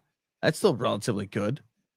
Potential is still a plus student for sure, but I think right now I give her a C plus. You didn't seem to agree with me at all, so this is probably going to be higher for you. I'd probably do B plus, maybe A minus, but probably a B plus. She earned her spot as the defender for this team. I think she made us question whether or not maybe NWSL Kristen McNabb lost that spot. They would switch it around a lot this season, and I think she's going to be a huge part of that Wave backline for years to come. And the fact that they were able to put her either in the fullback position or even put her up in the 9 late in games is just insane for a young player, for them to have that kind of trust in her. I think that's proves that she's a really solid player. She's dangerous in the set pieces as well. Usually you get that a lot with the center backs. I know we've seen that with San Diego FC with Kristen McVeigh, Patty McNair. They kind of get involved, but she truly looks like an attacking player when she's out there. It's not like she's just trying to like hit the ball as hard as she can. Like she looks like sometimes like, okay, she actually has some moves up there. And I think she's shown that and been dangerous in that way this season. And her defensive miscues, that's kind of par for the course sometimes with a young player. And I don't think it was so horrible that it like completely blew games for San Diego for the most part. The reason San Diego would lose games this season is because they couldn't score goals. So I would say she deserves a B plus. And you guys are muted. Sorry, I was just asking if we could lower the volume on this monitor, but I guess you can't. I'm too loud. Sorry. I'll be quiet. No. It was. I don't know. Chiva's distracting. I don't know what world he's in. He's scared because I'm about to destroy him in Wave versus Wave action.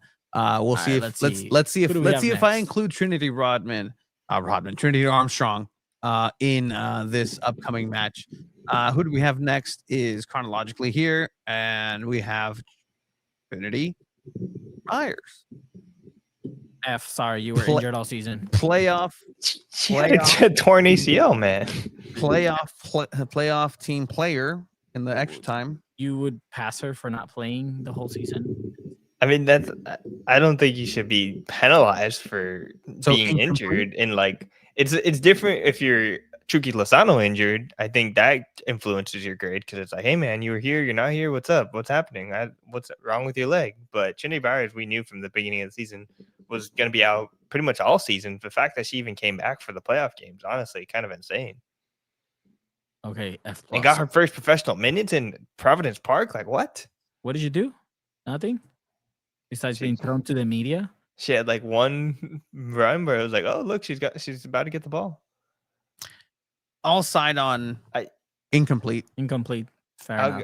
Yeah, she showed up on the last day of class. Okay, cool. Then that's that's enough. an Then that's enough. Sorry, If you showed, you shouldn't have you shown up. don't have perfect attendance, should not have and showed you up. showed up at the last day. Like, no, The sorry. day of the final, she showed up, And she didn't pass that final, right? but she didn't get to take the whole final. She got put in the extra time of the final. Okay. Like when the teacher says like, all right, 10 minutes left, she walked in like, hey guys, Yeah. I've been injured. I couldn't find my pencil this whole time. I'm sorry. Should have come prepared. Yeah. All right. I think It's not her fault. I'd probably just give her like, just if we're grading that individual performance of that game alone, she was all right. So I'd give it a C-. Abe's too nice. Abe's too nice. I'm sorry, but Why even bother playing her? That is true. Like you might injure her. It was crazy that they played her. It was a kind of rogue ass move. it was a panic mode. Yeah. All right, now that the teacher metaphor I gave, yeah, she probably should get a failing grade. You're right. So D. Hannah Lundqvist. I'll give her A-. I'm gonna go B+. Okay. Oh, now who's being harsh on this team? Hannah Lundqvist was great. Like, she was really good, but there's still a lot of mistakes there. I don't think she had really competition to give her a battle other than McMahon. So I don't know. Like, I think if she had another player to like push her, trying to take her spot, like, then she would have probably done a lot better. I think she was really good defensively, and at times, like, it looked like she was putting in a lot more effort than I think the rest of the team. I think a lot of San Diego Wave people saw that this season, and I think she did a pretty great job, I'd say. So I'd give her A-, like Tony said. Not like crazy, like, oh my gosh, she absolutely needs to be on every single NWSL 11 every week, but she was an important part of this starting lineup. Yeah, solid A. All right. Might not be here next year. Yeah. Chiamaka Okochukwu. Took us longer to learn her name than she actually played for San Diego Wave. A D, just because she scored she broke the NWSL record of the fastest goal coming off the bench. I think getting a record for NWSL gets you a passing grade, like a C-. Okay, C-. I'll give her a C-. C-. Abe? Yeah. If I gave Chinny Byers a D, I'd probably give Chiamaka a C-. You're right. But she looked really good in those games that she came on. Like, if she didn't get injured, I think this is a completely different San Diego Wave team, honestly. 100%. The top 3 Wave team. Maybe. Some might say.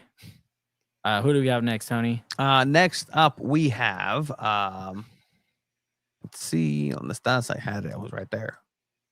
It was Adriana Leon. I'll start with this one because I know you guys have taken over the negative. It's fair to give Adriana Leon an F. F. As the striker, I think we all expected a lot more from Adriana Leon, especially who she has been as a player in her past stops and who she's been with Canada. I mean, she scored multiple times with Canada while she was called up to the national team. It's kind of crazy, but with San Diego Wave, it just never really seemed to fit. Like, do you think it's a chemistry issue on the top, or is she just not making? Like, I don't know, but she is the second worst striker that has ever worn a Wave jersey. Second worst striker. Now you got me. You guys figure out who the worst is. What you got against Alex Morgan? Not her. What you got against Taylor Flint? It's hates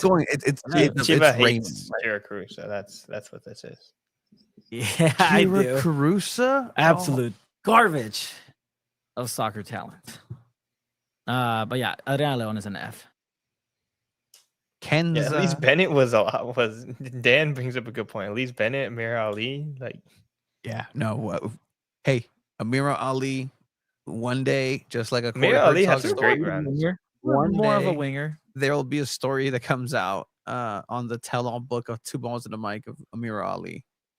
Anyway, A plus. A plus. A plus. A A plus. plus. The best midfielder to ever wear a Wave jersey.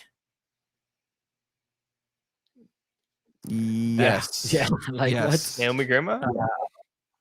Naomi Girma? I may not even be the best rookie to ever. No, I'm just kidding. She was. For those of you that are driving and listening to Two Balls and a Mic, please be careful out there. It is absolutely raining. the cats and downpour dogs. is crazy right now. Dolly A minus is actually insane playback. That is actually insane. Please excuse your dear Aunt Sally and tell me why you decide to put a minus on there. Yeah, he'll let us know right now. Let's see who's next, Tony. Kenzie Ali, we've said it all. She's unreal. Completely changed San Diego Wave midfield and attack at all levels. She connects everything. Is super important to this team. Gia Corley. Oof. I will say, because of what was expected, what we saw the ceiling could be, a C minus. I'm gonna go solid C just because the beginning of it was really good. It was a letdown that she couldn't keep up with that momentum or at that level, but I'm gonna go with a solid C. I still think she made good runs. She gave key passes. I think she created a lot of opportunities for Wave to get goals. It's just not recorded in stats either. Okay. Yeah, I'd agree with Chiva. C. And Dan brings up a good point. Do you take the plus off of Dali for drifting in and out of the quarterfinal? No, just because it's the Who most got him important there? game, but Who got him there? yeah, no, but I'm still gonna stick with my A plus for Dali, and a C for Girma. Gia Corley, sorry, I don't know why. We started putting like Tony winning the poll 60-40 peeps, underestimating Chiva. Oh, Wow, for the wave to wave. Where is that poll? Where can we see this poll? Yeah, no, I need to see the poll. I can't see it in StreamYard. Who's next, Tony? After Gia Corley. Next up, we have for San Diego Wave, Kennedy Wesley. Arguably the best defender. Who's arguing? Who's arguing? I give Kennedy Wesley a B, a solid B, just because she had a lot of ups and downs. She got called up to the national team, which is a huge honor. Probably not her best time either. So I'm gonna go with a solid B, just because she wasn't super consistent the whole season, but she was very good. Yeah, B plus, I would say, just because you have a big hole in that back line without Naomi Girma, and for her to fill that this past season, I think she did a really solid job in that. And she still looks like a young player, but I think she still has like a lot of potential to get better. And I think that can only mean good things. Going up with the national team, she probably learned a lot there too. And come back to San Diego, it's only just gonna build on her skills and all that stuff. But she had some great blocks, but great moments this season. I'd give a solid B plus. That red card, that's an important thing. Giving up that red card, I still think it wasn't a red card, honestly. But she did kind of give up that game. I don't know. But they almost won that. There was a tie against Portland. I'd still give her a B plus. I'll give her a B. Good performances, but just sometimes the size difference in some of these and the physicality of the matches just took her out of the match. As much as she tried, as much as she was, really kind of honestly heroic performances back to back. Like sometimes, like she'd really put her body on the line, but there's only so much you can do. So I'll give her a solid B. She's on her way too. She's still developing into just essentially a better version of what she's become. She got her first national team minutes and call up. So I mean that's just moving in a positive direction. But yeah, I'll give her a solid B for that. All right. Up next we have Kristen McNabb. Tony liked that one because I took over sharing the screen. Kristen McNabb to me is kind of like a C's get degrees type of player, where like she'll get the job done, and she has the experience, but then she also messes up a lot. So I'm gonna go with a C+. Yeah, I think I'd agree with you. C plus or maybe B minus. All I can think about is that Portland match in San Diego when Kennedy Wesley got that red card and she conceded the penalty to Stan Coffey pretty late. That was a pretty tough look on McNabb. But I mean, McNabb earned the starting spot over Trinity Armstrong in the quarterfinal, which I think was probably the wrong decision by Jonas Eidevall ended up being, right? Like Trinity Armstrong probably could have played and maybe added a little bit more offensively throughout the match. Yeah. That Kristen McNabb doesn't really have. So for that, maybe she gets dinged a little bit, but she had a solid C+ season. Yeah. Tony McNabb, what do you grade her? Maybe B-. Because I don't think she like blue games either. Tony agrees with a C+ here. All right, let's see. Up next, we have Mackenzie Robbie. Mackenzie Robbie.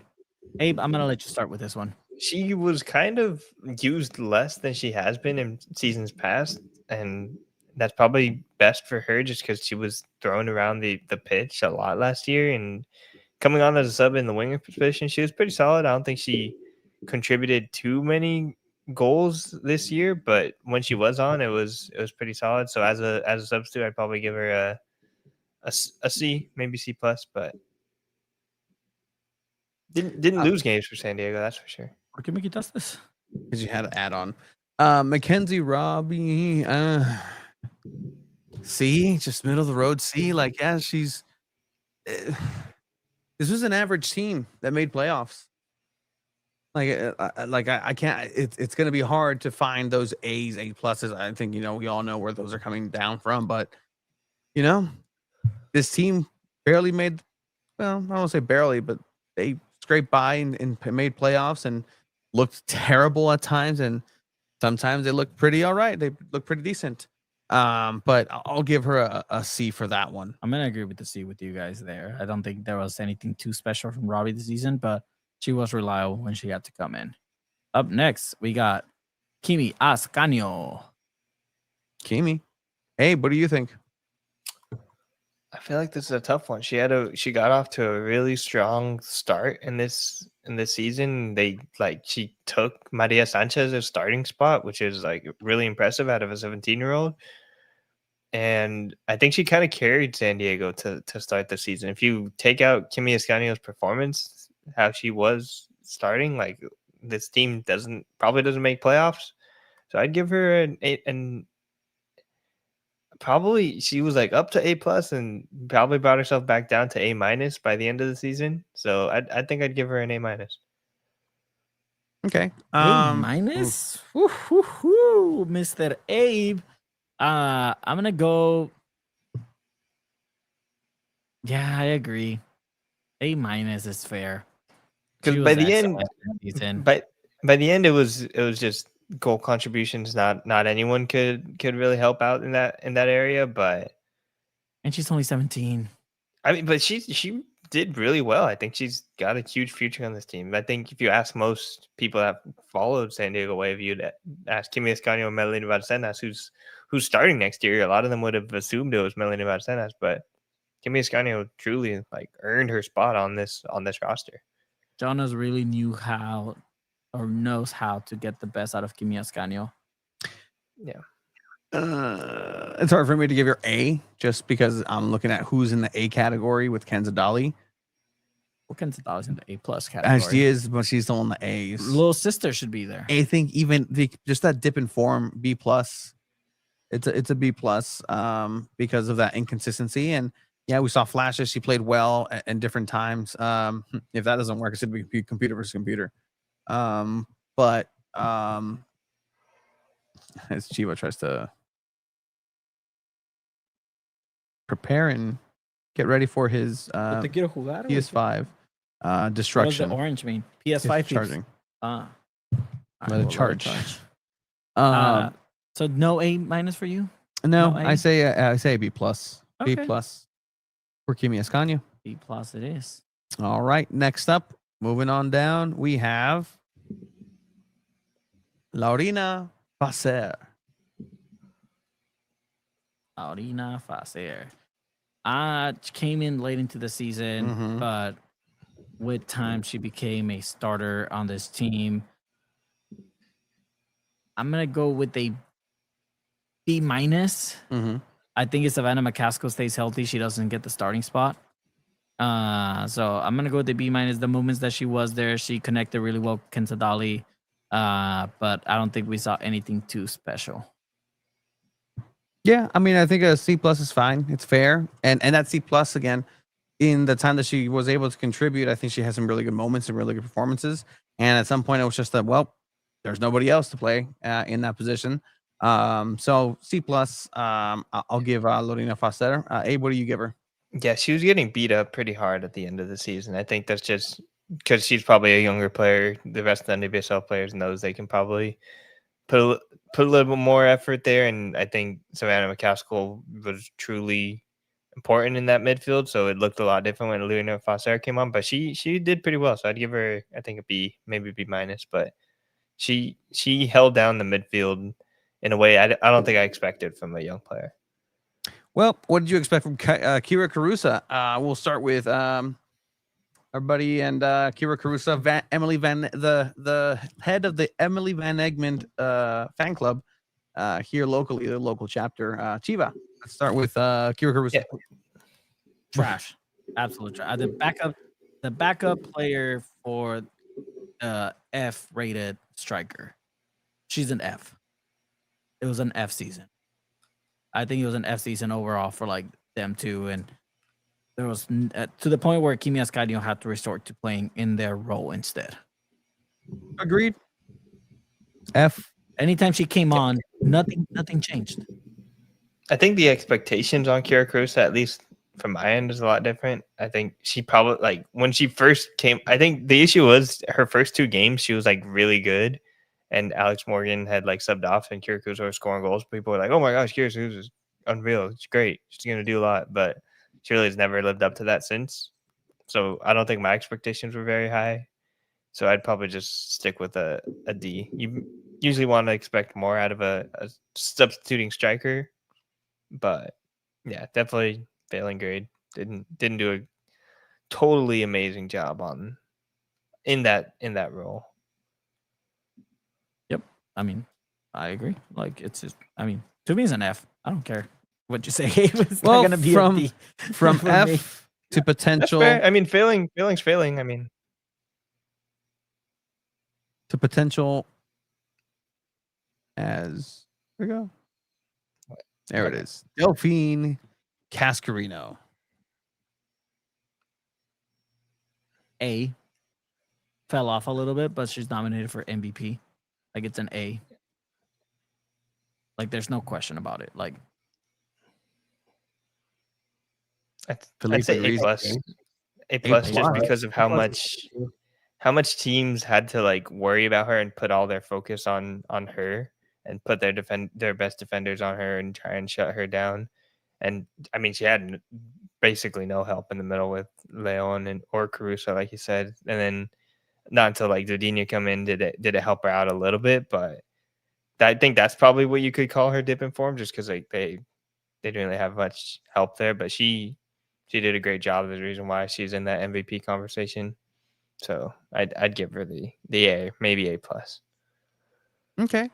I'll give her the A just because there were moments where that double team did work on Delphine, and she was kind of cornered there and didn't have a lot of answers, and the team suffered because of that. So yeah, I mean, she's still in the upper echelon to A for sure.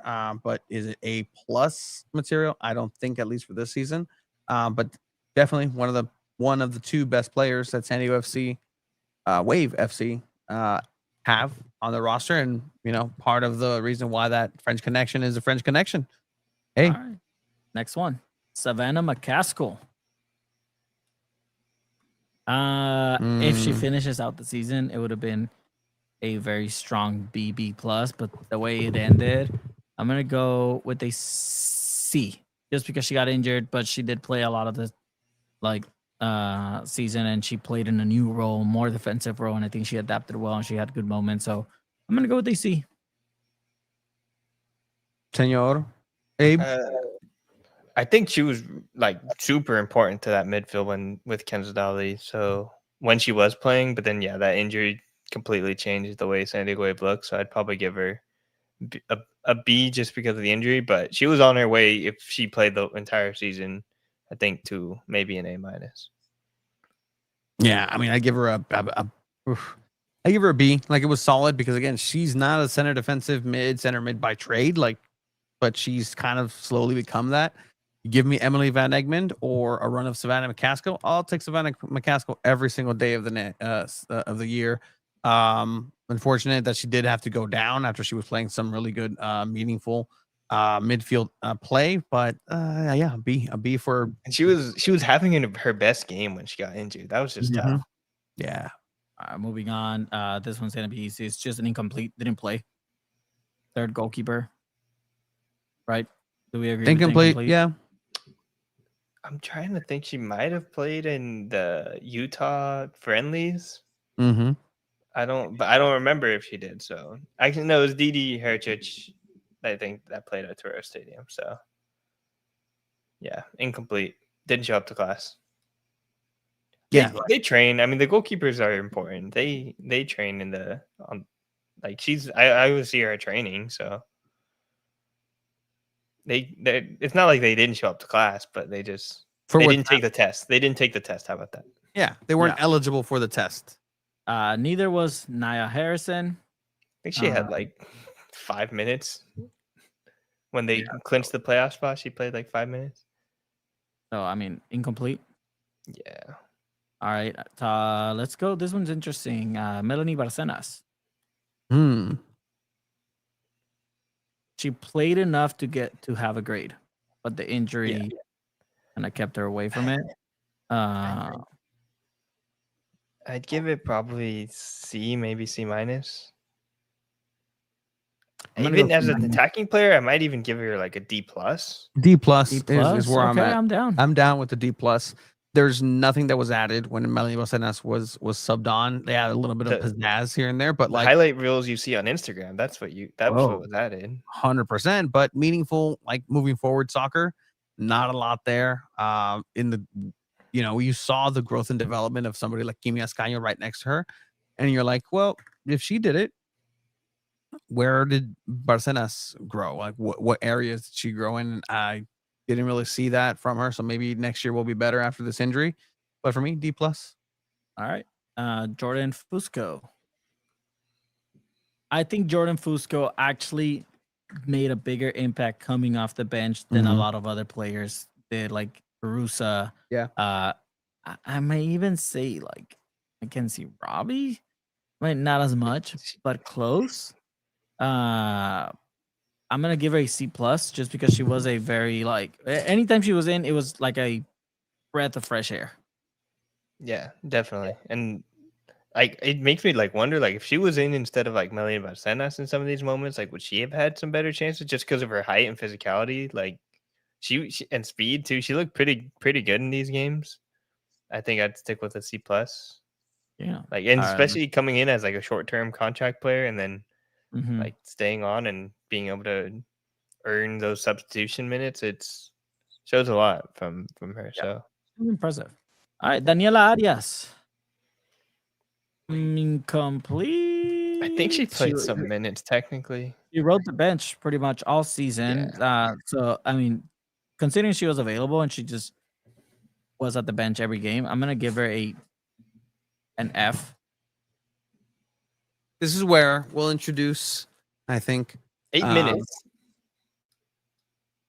Camille Ashton. What was she thinking with this? What was the plan here? Who asked for this? Maybe she's good in training. Who good asked defense? For this? Good defender to have in training. Didn't work. Then you busted all the confidence that Adriana Leon had. Then. Oh. Yeah, Maybe she's just exactly. like completely destroyed Leon's confidence. Yeah, exactly. You know what's crazy is that a lot of these players, they don't get minutes, but then they're still getting called up to their national team and starting for them. Yeah. I wish we And could grade her based on her time. Dude, she's playing in the and- Copa America final. Like, Yeah. that's crazy. And then to get 0 minutes with a club team, it's crazy. You guys know my conspiracy theory there, but F. All right, who's next? Unfortunately. Next we got Quincy McMahon, Quincy McMahon. the backup to Hannah Lundsvik. I'm gonna go with a C. I'm gonna go with a D. If we gave Didi a C, I'm gonna give her a C. I'm gonna go with a D just of how badly I think she got megged or like juked out in that quarterfinal at the end. Yeah, she did. Yeah, that was pretty bad. She got the and then she didn't like clear the ball and That then was she pretty just bad. looked like dumb out there. I don't know. Like that was bad. Hey, what do you grade McMahon? Yeah, like Tony, probably give her a C. She didn't have very many minutes, but there are some times where she made a cross. I think she made like a couple crosses in that like looked interesting and made me wonder, like, oh, maybe she get more minutes. But Honolulu is playing too well to take away that spot. So yeah, C. Pero Moroni. I think that's one where just he Madanzaroni. sneaks into the A- category. I like the way that she plays. I like her intensity. I like what she brought to that left side. She was a little bit lost when Maria Sanchez left, but she found herself. Just intensity that she brings. I like her style. I almost agree and almost want to give her an A- as well, but I think she fell off for a little bit of the season where she wasn't having that best of a run. So I'm gonna go with a B+. Yeah, I agree with you. B+. She's Favorite made grade some important. There are some times where defensively she was just like either not there or rushing back to come back and help. So that's why I would stay away from the A. Like, and then that quarterfinal goal, I think you can kind of blame on her, right? Yep. She did cost So, that goal at the end. All right. Yeah. We're down to our last player. Dudinha. Oh.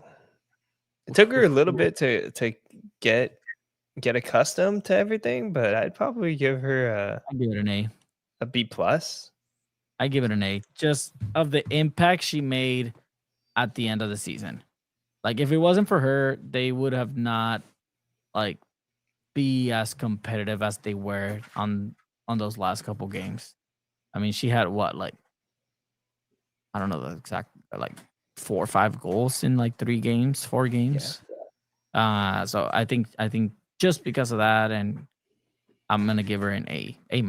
Yeah, I'll be nice. To replace Maria Sanchez. Yeah, that's true. Maria Sanchez, should she get a grade?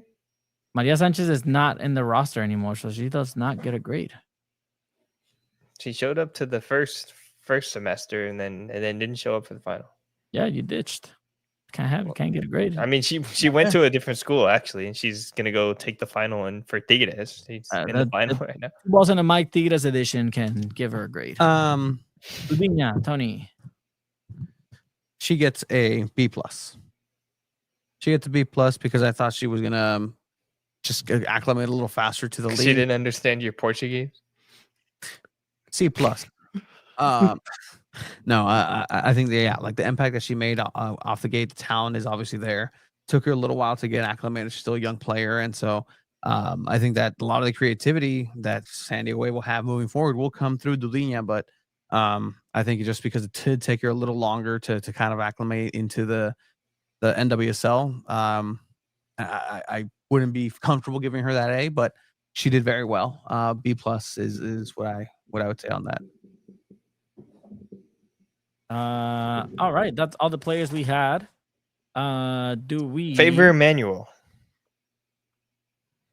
Not on the roster, my boy. Yeah, that's an F for me. Jonas Eidevall? Ooh. Okay, yeah, I think Jonas Eidevall and Camille Ashton are our next. Yeah, Jonas students. Eidevall. What do you guys think? I'm gonna give Jonas Eidevall a solid B. Because he brought this team into playoffs where everyone had them done so. Yeah, I think his tactics were a little questionable, but I'm gonna give it a B. If failing is not making the playoffs, getting last place, if barely passing is like almost making playoffs, and then like 6th place, staying in it, taking Portland to extra time, and from where the team was last season to where he brought them this season, and then their form to start out the season, I'd probably give them a B. They definitely struggled mightily for a bit there after the summer break. That's probably a little bit the league just knowing who you are. Never really made a strong adjustment. Maybe that's just the strikers never figuring it out. So it's hard to know how much blame to put on Jonas there, but B is a fair grade. Philippe said Tony's Portuguese is a C-. Yeah, maybe a D. Tony, what's your grade for Jonas Eidevall, Tony? He's going back, guys. Don't worry. Okay. He's trying to fix the PS5 controller because it's not charging, and this was his way of making a computer versus computer. So then it's like that. So it's okay. I do give Jonas Eidevall 5 ketchup out of 5 ketchups.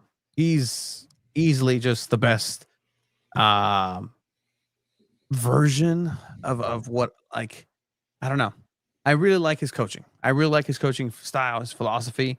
I was gonna say the best coach that they have, but I think Casey Stoney did win silverware technically, so she's would be the best as of right now. So Jonas Eidevall gets a B+ for being able to do what he was able to do. Hey, Chivaruski has fixed it. So yeah. I'll give him the impression is a B.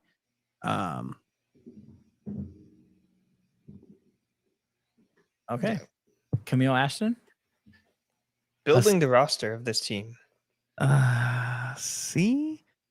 Like there's some, like, again, Daniela Arias, like what's going on? I'm gonna go then Trinity Armstrong, like Kenza Dali, yeah. 34-year-old Kenza Dali. Was Delphine under Camille? No, right? Yeah, she was. Yeah, right? Okay. Now I'm gonna go. That was last season. I'm gonna give Camille a B+. You brought Kenza Dali. Like that's good enough. You drafted a Trinity Armstrong. Trinity Byers is gonna be a good weapon to have. I was a sneaky steal too, because she was in college and then they like signed her while she was still injured. So yeah, probably got her at a probably cheaper rate than she normally would have gone for, maybe. So, but I'd probably give Camille Ashton a B. There's some more additions. I think it's fair to say that she could have made, like when the Leon Caruso thing isn't working, maybe they could have added somebody or traded for somebody, right? That's fair. Yeah. So, because it was a clear just struggle. They could have at least like made the room deeper that way. But would you give the Wave home game attendance? Actually, I would give that a B+. I mean, because of the type of year that they had last year. Yeah, I think I'd give them a B+ because people stuck around. What did you give Camille, Tony? I gave her a C. A C. Un C. All right, that's about all the grades we have for San Diego Wave. Any other grades you guys can think of? Most improved student, Snapdragon Stadium field. Yeah, that's a good one. Most improved Snapdragon. Best quote. Best. How about that? Best quote. Quote was great. Like I like the movies one. You don't go to the movies expecting and don't know what you're going to see. Yeah, that was a good one. Supporter section. Hey, I give them a A+. I've not heard. I have not heard the sirens be as loud as and get Snapdragon as involved as they did this season. Also, they made it on the map because they were player of the match on that last home game. Shout out shout out to Day to just all those costume changes. Yeah, no, A+ to A+ of the sirens. Cool. All All right. I guess ending season grades. We're gonna move on to this predictions. This decision day for us here. Tony and I tied. It's only fair. In the wave ones. We're gonna play a match, wave versus wave, him versus me, but that controller needs CPR, and Tony's and myself CPR certification expired. It's not working. So we're gonna do a computerized wave versus wave match where Tony will set his lineup, I will set my lineup. And Which kids? Who if gets you're to a pick? fan of They Want Two Balls and a Mic, this is gonna be kind of like the community COVID shield. Like, Who gets to pick the kits? I'm curious. Which kits are you each repping? I'll let you pick the kit. Oh, you'll let me pick the kit. Yeah. Okay. All right. Easy peasy. You Who's just the home side though? Rock, paper, scissors, shoot.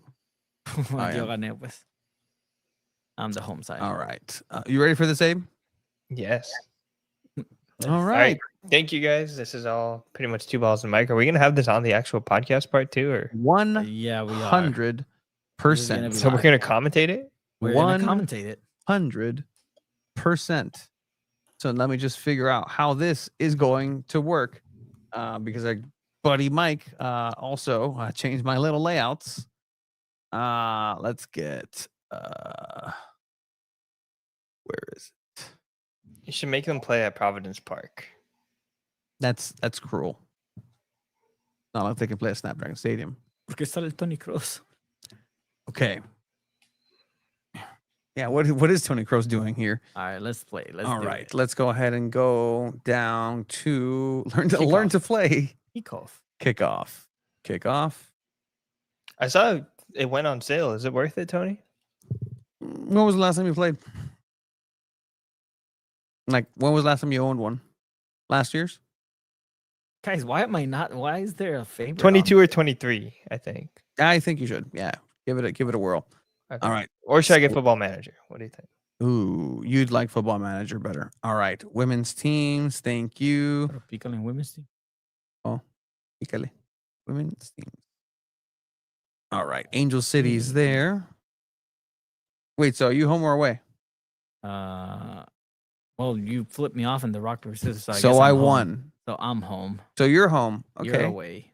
So this is gonna be wave versus wave. You get to pick whatever kit you want. Just play pick the same one. All right. So I am away, so therefore I will be the what's that home one? kit. Del Sol kit. Del Sol kit. Okay. Del Sol kit. Almost seemed like yesterday when Abe was taking a picture of the sunset with the Bucks. At the kit reveal. All right. Select teams. Select teams. All right. This is where we were. So it's team. Select. How do you select the lineup? How do I select line? Team Team management. management on top. Ugh, that's gross. Don't buy this game. All right. All right. Home team first. Is this me? Want to make sure. Should be. It should be. Okay. I'm gonna go. I'm gonna keep Leon up top just because Okay. of the 78 rating. Wow. After all of that. After right. all of that. Okay. Let's put. Let me see my reserves. Here, get us. Oh, sí, dámelo, por favor. Yeah. All right. I'm gonna. Is Dudiña on here? Why is Dudiña not on here? I don't know, dude. Ah, that's so whack. You play as it lands. Okay, I guess. You sound like you're in pain. All right. Kennedy Wesley starting. Yep. I'm gonna go with us there over McCaskill. Interesting. Just Crazy like they have them at the same rating. I'm gonna have to start Armstrong over Kennedy Wesley. Why not? Or Moroni. McNabb is a 78. Wow. Her pace. What's her pace? 75 plus 8? 51 for what? Okay, come on. I'm not playing with viejitos. Okay, here you go. That's how it. you're gonna roll with that. Yep. Okay. How do I now switch the other one? I know what to do. I'm so sorry. Chiva. Did you just took everything off? Mm-hmm. Because I need to select sides.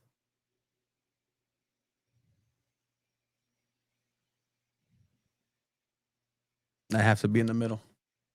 True. I have not selected a side. Oh, yes. Okay, sorry about that, chat. My gosh, Tony. Yeah, Tony. Gosh. 10:06. People need to go to sleep. No, I don't.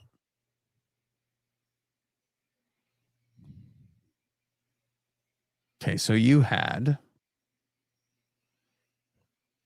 Actually, I'm gonna change it a little bit more. This is pissing me off now. Yeah, because you pissed me off. No, we can't change it. I just play it. Fuck it. Just play it. Just play it. All right. So this is fair as it gets. Yeah. You're white, San Diego Wave. I am No, blue. I'm blue. You're white. Incorrect. No, you gosh, oh my gosh, Tony, you're pissed. No, you're wrong. I'm gonna show you why you're wrong. No, that's my one way. What? Again? Yes, again. Abe, Because you no, tell me who won. because you were. I'm on the home side, but you gave me the away kit. Yeah. Okay. That's how it was. Okay. Oh. So you're Start blue. the match. Yes, I'm blue. So we don't hear the audio? No. Okay. Guess we do better commentary. Here it comes. Wow, they're walking all the way from downtown to The sirens in a jam-packed stadium here at The Snapdragon football Stadium. lines are there. Oh, come on. Yep. Gotta select the sides in the middle. Advance. All right, here we go. That's hilarious, dude. All right, San come Diego on, Wave v. San Diego Giacorli. Wave. Okay, Giacorli. Oh my God! Did you see? Are those Oh, what a football tackle. lines? Are those football lines on this Yep, pitch? There are football That lines on is this pitch. incredible. presionen! ¿Qué están haciendo? Kaylin Sheridan. Make the Kaylin stop. Sheridan. I don't think All right. Adrian on there. Kenzadali taking the corner kick. Game management. Okay. All right, set piece. All right. Kenzadali already asking for a calm. Pearl Maroney can't do anything against This- Castorino. You know this is fake because it would have been a short pass straight to Kenzadali and like an out swinging corner like they always freaking did. All right, Kenzadali Like again into the first and misses. No Oh, contact. he almost- All right, Kaylin Sheridan. Yeah. Remember, the Sheridan. loser of this game has to surf like in the away, ocean. like hopefully not drown. I really love that there's football lines on the field. Mandala, good ball. All right, Adriana Leon. Sender. Oh, you took too long, like always. Adriana Leon still with Oh. the ball, going Oh. through this defense like nothing. How about we foul her? Okay, Giacorli. All right, Giacorli Vamos! for Chivas San Diego Wave. Yes. This is. Hey, how about we find our Giacorli? Huh? How about that? Where was Yes. that for the season, Gia? Vamos! Where was It was this? there at the Adriana beginning of Leon? the season. Yeah. All Oh, right, I hope there it's we not are. just a beginning of the game type of momentum. Come on, Giacorli. Here we go. Giacorli finds Adriana Leon. Adriana Leon opens it up to Helena Barcenas. Lundqvist. Siéntate, God. Siéntate, Melanie. Okay, Oh my let's gosh, go. Let's go, Corley Corley. again. in Wow, the- there's even bubbles for Gia Corley's goal. Look in the chat. Oh, hell yeah. Oh, The heck chat is going yeah. wild. There is still San Diego Wave. No. Here comes Mel, the Wonder Kid. Mel. Oh. Right at Sheridan. Kaylin Sheridan. This Dude. Kaylin Sheridan needs to go ahead and be tested after the match. Just for performance enhancing. Look, she's locked into the game. Third corner of the game. Kansas Ooh, that's a Dolly good swings cross. it into the hands of Kaylin Sheridan. Adriana Leon with another weak header. All right. All right. Pearl Maroney. Good ball. All right, Mel. Pass it now. Pass it now. Okay. Mel goes. Okay, Okay. Mel. Some offense by the Del Sol crew. Del Sol. Barcenas. Breaking Destroys ankles. Luhana Lundqvist. Like, retire Lundqvist. He's not recovering. All right. A small little dribble. By the way, Cascarino was announced as a finalist for MVP. Dolly for Midfielder of the Year. Wave FC will play their next matches at the Coachella Valley Invitational, but there is a 7v7 tournament that is It's happening. not clear how many players are going to be in that too. I wouldn't be surprised if like maybe some of the injured players, like, hey, you're coming back from injury, Melanie Barcenas, go play in the 7-on-7. Well, it looks like this Melanie Barcenas is still injured playing in the FIFA game on the EAFC 26 game with incredibly accurate football lines. Melanie Barcenas trying to go through solid matter like she does at Snapdragon Stadium. That is not how that happens. Here's Cascarino on the right-hand side. What a tackle by Paul Maroney. Gia Corley gets the ball back, but Maroney says, no, this is mine. This is World War II all over again. Gia Corley, here we go, looking for the through ball on the left-hand side. Once again, Barcenas goes back to Gia Corley with left. Gia Corley into the box. Paradón. No foul. Hannah Lundqvist, early MVP for Del Sol Blue. Gia Corley, the MVP for the Del Sol Blue team for San Diego Wave, the Chiva version, 1-0. San Diego Wave. What was the other one? The Altamar or Del Sol? Altamar. Altamar son los azules. All right, Hannah to Cascarino. Cascarino. No. Cascarino. Oh, you're a. Oh. ¿Cuánto tiempo le pusiste cada half? You have a left, Cascarino. Oh, man. This is going to be a long game. Yeah. I know. How much you put each half? I don't know, dude. Just let it play. All right, Cascarino. You're just afraid that I'm going to come back. Oh, you want a Casco? I am actually. That wasn't a good through ball by the. They by play the a lot uniform. through Mel B.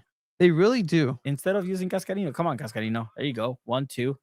Okay. Switch it to Mel B. Now. Great stop by Kenza Dali, the should-be captain. I should stop the match and give her the captain's armband right now. Barcenas, what are you going to do, Barcenas? To who? To who, Mel? What are you doing? Viven en un constant.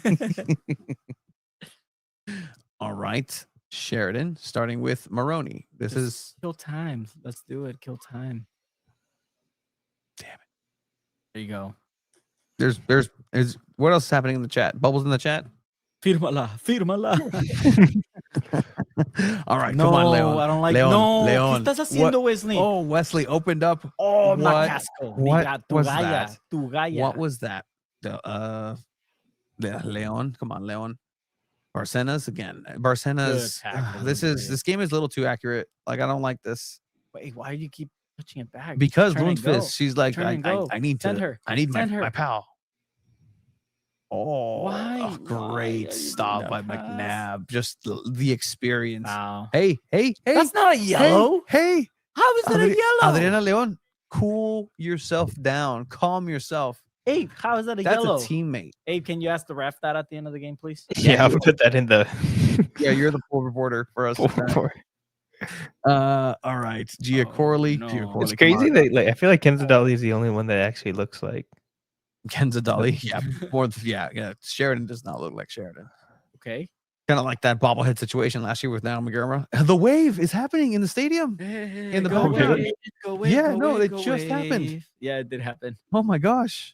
I'm low-key really enjoying this.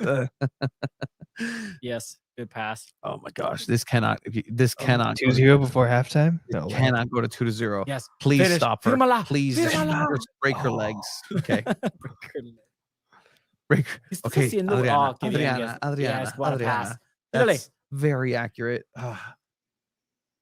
Can you sprint? Can you sprint? That was her sprinting. Oh my gosh. All right. Dali. Let's go with Kenza. Kenza, get rid of. what a burst. That's a Zidane-esque burst. Yeah. Come on, Dali. Get rid of the winner. Dali. Beat her. What yeah, Dali on Dali action. Yeah, that's damn it. Stop passing it back.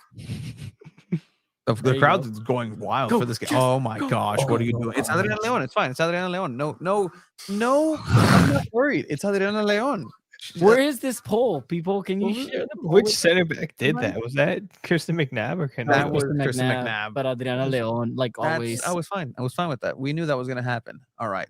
Kenza Dali finding Corley. Corley clears it out. Adriana Leon, elbow to the chest. Halftime. All right. Oof, halftime. I'll take this 1-0. The sirens are going crazy. Somehow there's yellow jerseys in the crowd. Somehow your best player is Melanie Barcenas.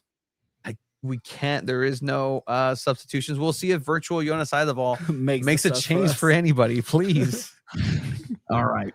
The Del Sol, the white jerseys against the Altamar blue jerseys. The Chivas white jerseys in the lead right now. Facer in for Melanie Barcenas?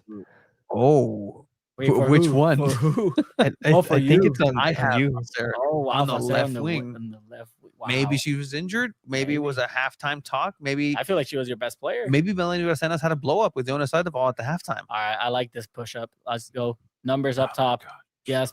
I should have passed. Oh, thank God, McNabb. Oh, que control. Okay, come on, Win come on. it. Let's go. Let's play some. Let's play I some don't smart like Dali ball. with space here. Dali. All right, Facer, the French connection. All right.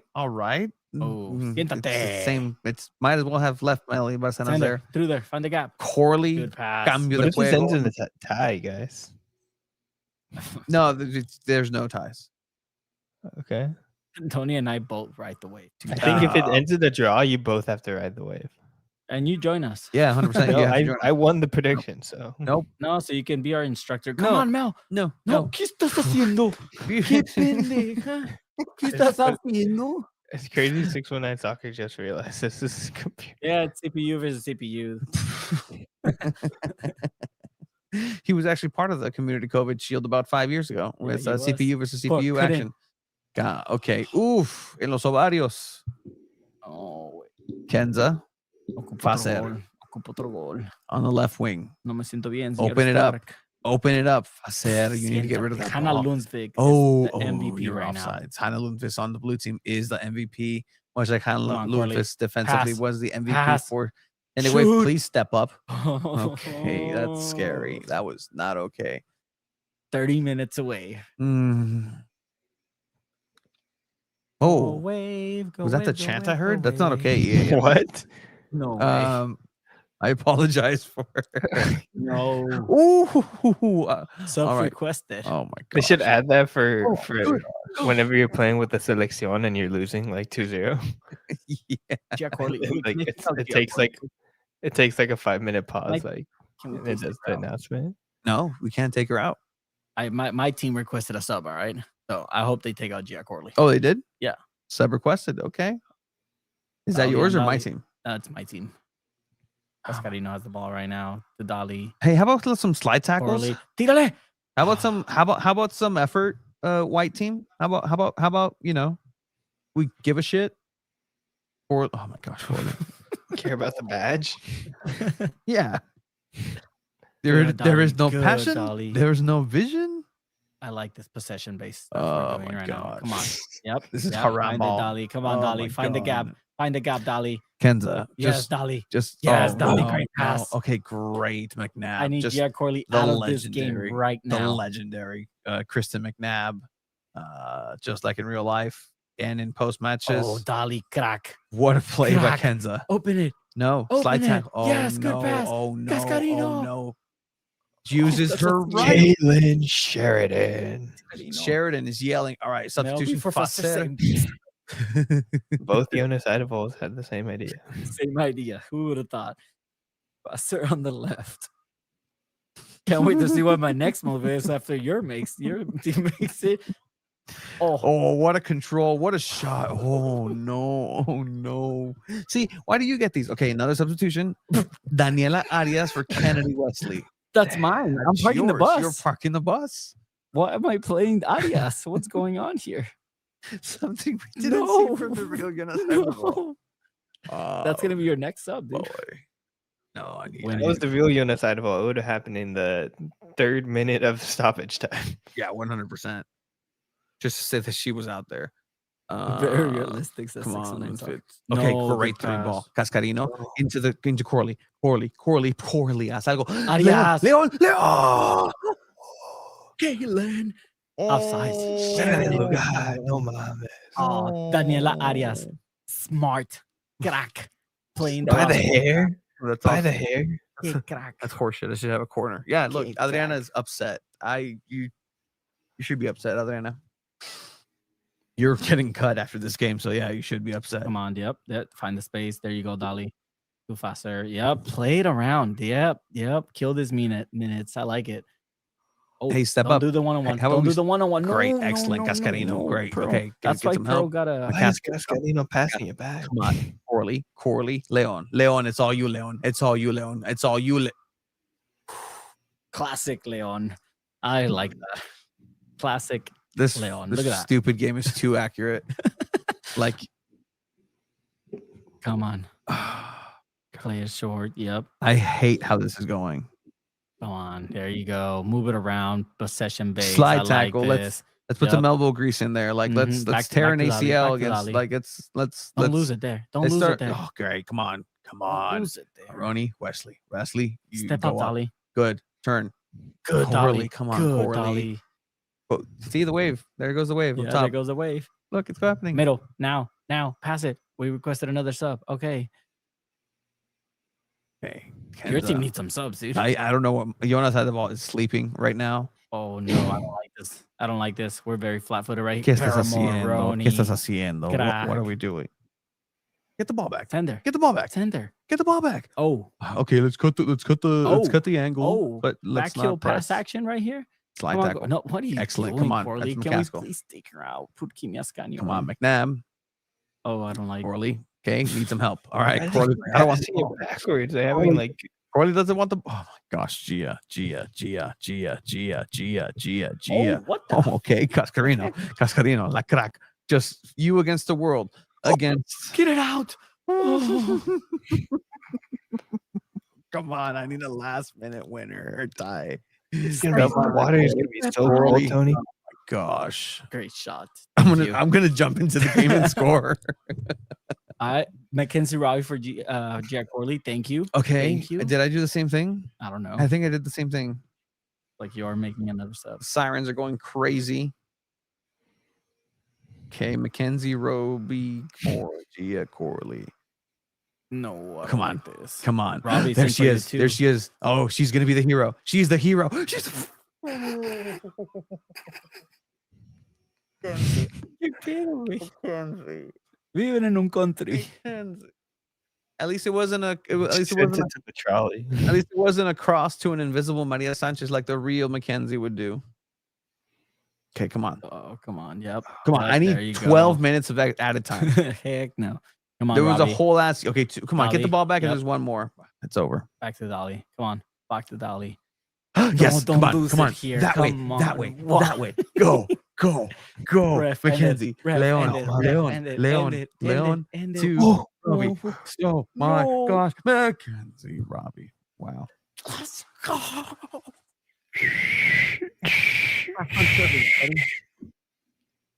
Have fun walking to snap. Wow, That's fine. that was intense. Remember, you said it yourself. Imperial Beach.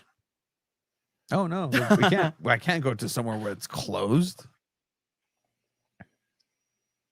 Oh, That was Wow. not okay. phenomenal. That made me want to get the game so bad, dude. Me too. All right. Too much aggregate? Heck no. Single elimination. NWSL style. Wow. Wow, we're gonna have to fight a very, very big Wets.